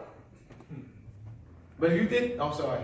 If you did, see, I'm going over there. All right, because she was over there, that's why. All right? So, if you start chanting, that's the devil. All right? That's religion. You're chanting, all right? That's religion. They're doing this. I mean, if you did this, Almighty God, we'll be sync with them. This is not religion, sister. This is not religion. Almighty God, Jesus, I pray today that you come help. I need this. That's not religion. What I'm doing right now, I'm showing you what religion is not. This is not religion. That's mind control. They took them away from the sciences, and they gave us that. They instructed us to do that. That's not religion. That's not my religion. It's mind control. Because you wear the apron that covers the lower three chakras. And there are systems and philosophy that goes with that. There's a whole body of knowledge that goes with that apron of how to activate the higher brain senses, of how to get the oil, the anointment. The anointment, which means smear with oil. The anointment is when we have the secretion. The oil is secreted in the brain. So that secretion of the oil is the anointment. There's a whole science of how to get the Kundalini energy activated. On sound, proper breathing, through transformation, all right? All that. That's religion. The people have been taken from that and given, oh mighty God, or oh Allah, all right? And I'm not making mockery. They gave us that. They instructed us to do that and took the scientists from us. And on the Philip II, in 1567, Philip II issued a bull, a Spanish bull. Philip II, after Charles V. And Charles V, all right? Charles V, the Emperor of Rome, and the King of Spain. Charles V, after Queen Isabella and King Ferdinand, all right, merged their kingdom. They got, in 1469, they married, and they merged their kingdom. All right? After their reign, it was Charles V. Charles V fought against Redbeard Barbarossa. Barbarossa, they call him Redbeard. Why do you think when they people walk around with these red beards, where they get that from? You see people with the red beards. They dye their beards. What color do they dye their beards? What color do they dye their beards? You see people walk around with dyed beard. What color? Red. Oh, Barbarossa. Redbeard. Barbarossa. They use their Italian, they call it Barbarossa. Translated, Redbeard.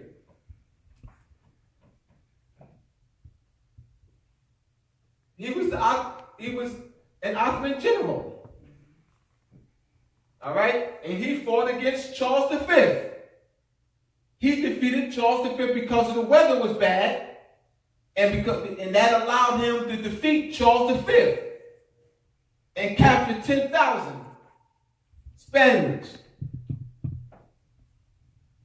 That's it. So, in 1567, Philip II took over after the reign of Charles V. It was Philip II. Philip II in 1567 issued a bull putting Moors under Spanish rule.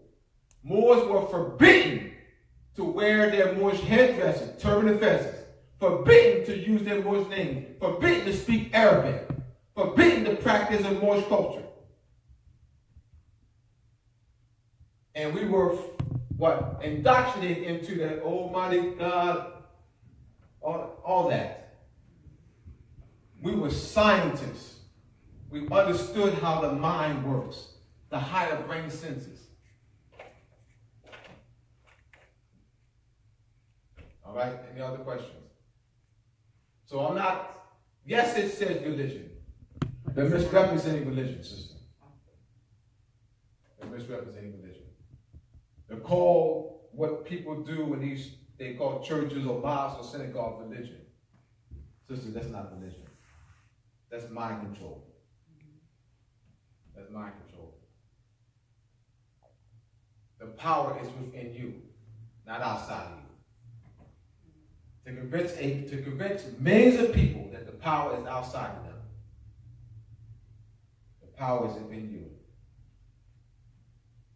And that you need somebody to pay somebody to connect with some power. They got a bank. On Monday they go into the bank and cash in. Make large deposits. That's the biggest deception the world has ever known. And those what they call imagery is based in astronomy. Because those are all yours. It's all astronomy. The name Jesus is a Phoenician name, coming from Phoenician name, Babylonian name, Egyptian name, and Chaldean name. I-E, I-O, I-U, and I-A. And they transliterated it to the modern name Jesus. It's the actual Son. So Jesus does die on the cross. Every year, December 21st. So Jesus is going to die on the cross on December 21st. That's the summer solstice. That's the winter solstice.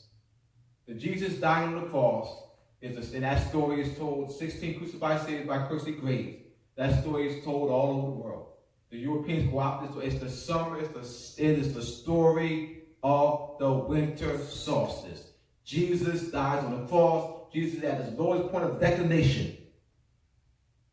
Hungers for 3 days. December 25th is when now the days will get longer, incrementally, by degree, by minute. 1 minute, next day, another minute. A week later, by 3 minutes. Another week later, 3 or 4 minutes. 90 days later, it's on the equator. You have 12 hours a day and 12 hours a night. So called the vernal equinox. It's all based in astronomy, yes. There's a question here from Brother Danny Rosenbaum. He said, I asked if you could clarify the era and of the alleged change or turning point and restoration, however it's referred, of Islam during and after the Prophet Muhammad. See, all right, let me clarify that then. The Moors raised up Europe with astronomy, horticulture, agriculture, surgery to teach on eyes and skin, botany, marketplaces, textile industry, libraries, bookstores, irrigation. This Moors being worshiper, where did that come from? Where's the evidence that Moors were worshipers? So Islam is the science. So before, after is that you are. What we the Moors were able to do was take ancient Egyptian knowledge. We preserved ancient Egyptian knowledge. And we were able to, because of paper industry, without trade with China, with silk trade with China, all right, and paper, we were able to produce lots of literature. Cordova House, the library, Cordova had a library that housed over 600,000 manuscripts. People from not all over Europe, all over the world, came to Cordova and Seville and Toledo. Cordova, Seville, and Toledo. And 700, 800, 900, 1,000, 1,100, and 1,200 was the educational center of the entire world. Not of Europe, or the entire world. That's how bad we are. The Europeans, they give us credit. And they don't know who we are. Yeah, right. championships.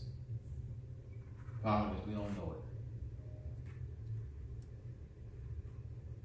We sparked Florence. We're Florence. Not them, we're Florence. That's us. So they talk about Florence, pay attention, that's you. They're talking to you. They just distorting the images. They're talking to you. Thank you for talking to us. Thank you, we're Florence. We're Dante. We're that, that's us. Machiavelli, that's us. They're distorting images. We sparked the Renaissance, the Protestant movement. They're not giving us credit. All right? So, once again, Islam is science. Islam and Christianity is one and the same.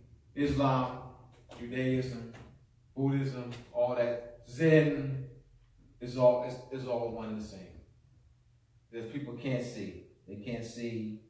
They compartmentalize things they can't see. It's the same doggone thing.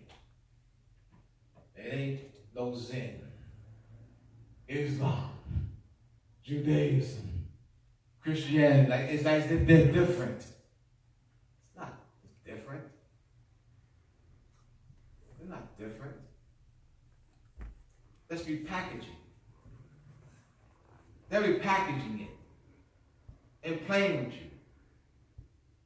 you. Repackaging.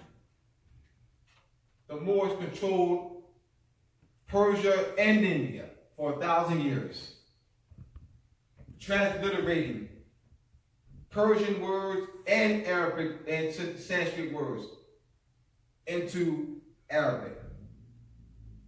Hindu. What language is that? That's a transliteration. That's an Arabicization of the Sanskrit Sindhu. India. That's an Anglicization of the Arabization of Hindu. When the British took over, they called it India, which is a transliteration. Sindhu, Hindu, India. So they didn't create the word India, they transliterated it. We transliterated from Sindhu to Hindu. The British transliterated from Hindu to India. All right? So I just wanted to clarify what Islam is, Christianity, Zen, Buddhism, whatever those other ones that they make up, it's all one and the same. Because hear me out. Mind science technology, the ancient technology is based on mind science and pineal gland resonance. Heart, your heart. We don't need a machine. They need a machine. You're the machine. I'm serious. I'm not, I mean, how I say that.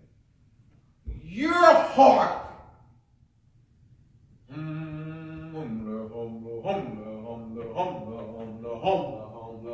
You think we just doing that? We think just the sound. It's frequency. Heart. It's frequency. So it's frequency. So understanding the frequency. It's frequency. That's what heart is based off. And so it's pineal gland resonance and sound. That's ancient. That's why you have the references to the pineal gland. But the pineal gland was highly activated.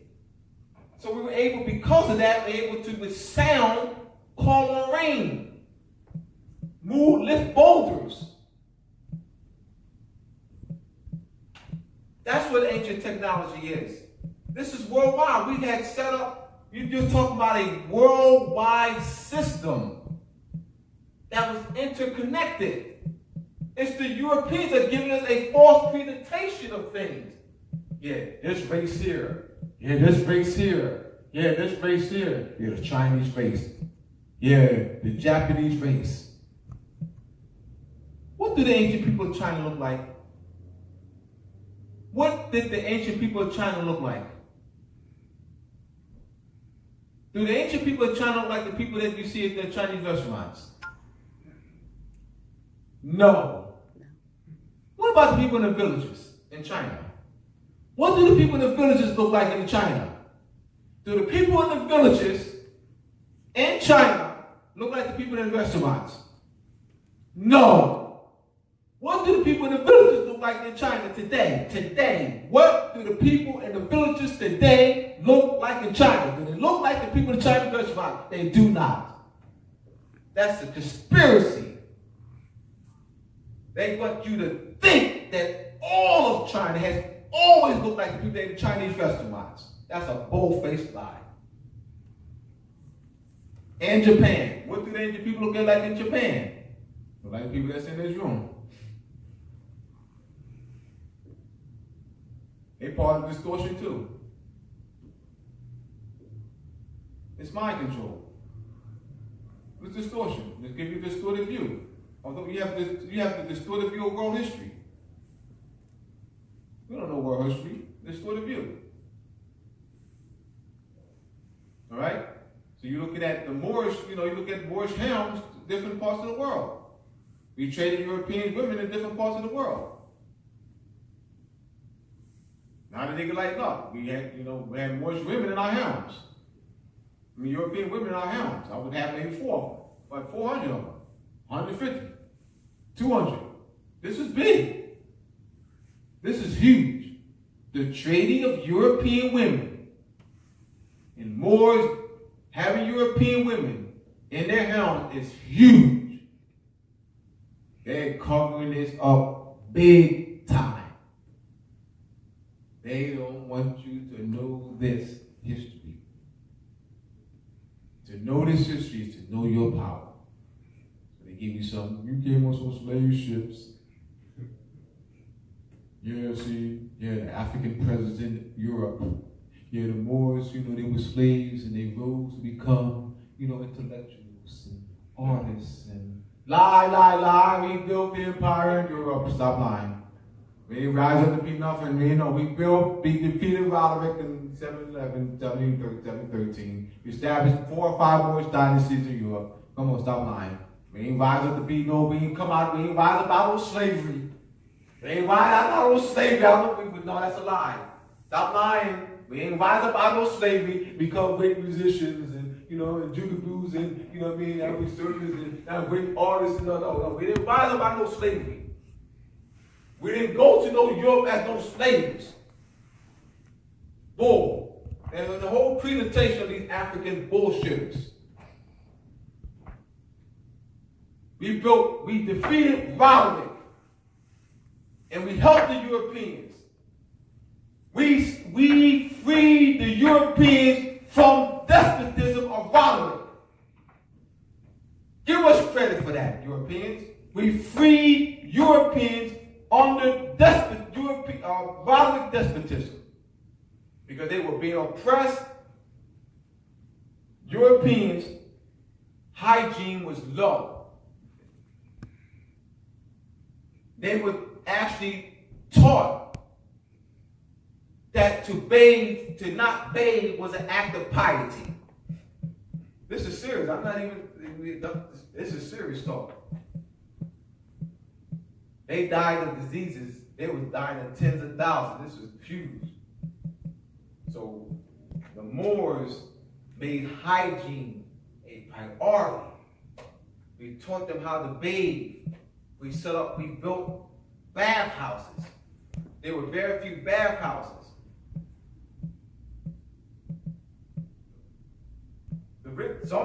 Just the guys they paid once a week, if that. This is huge. So you look at literature, that hygiene, surgery, because we had the horticulture, botany, plant classification. We did all that.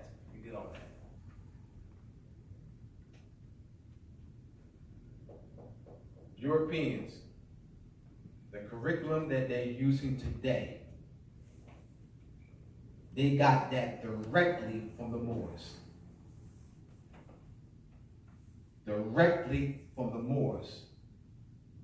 The Europeans got their education directly from the Moors. We taught them. They didn't learn on their own. They were taught by the Moors. And they don't know who we are. All right, yeah, right. Come on, Attorney General. Help us out. FBI, CIA, Homeland Security. Help us out. We are bringing our people back into the constitutional form of government. We need your help. We need the help. We need them to pull us from that list. They have us classified as domestic terrorists, as lawlessness, as anti-government, as paper terrorists, as extremists, coming from the FBI, and they sent to all these police departments. We need to be pulled from that. We need your help. All right? How much time do I have? We're over time. All right. So I want to thank you again to get Moors of Masonry. You go to moorsofmasonry.org. All right. To get Moors of Masonry, go to moorsofmasonry.org. All right. moorsofmasonry.org. This is the back cover. This is the picture of the true history. All right. And we did have Europeans in slavery. This was a major issue for them. Major issue. All right. But also, we also raised them up.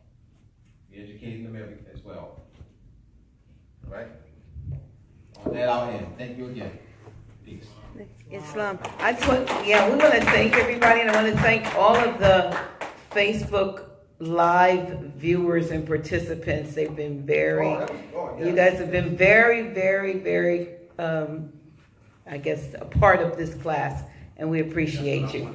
We absolutely appreciate you. Spread the word. We'll be back next Friday with Grand Sheikh Taj Tariq Bey. So please do your best to log on and be a part. Thank you so much. Islam.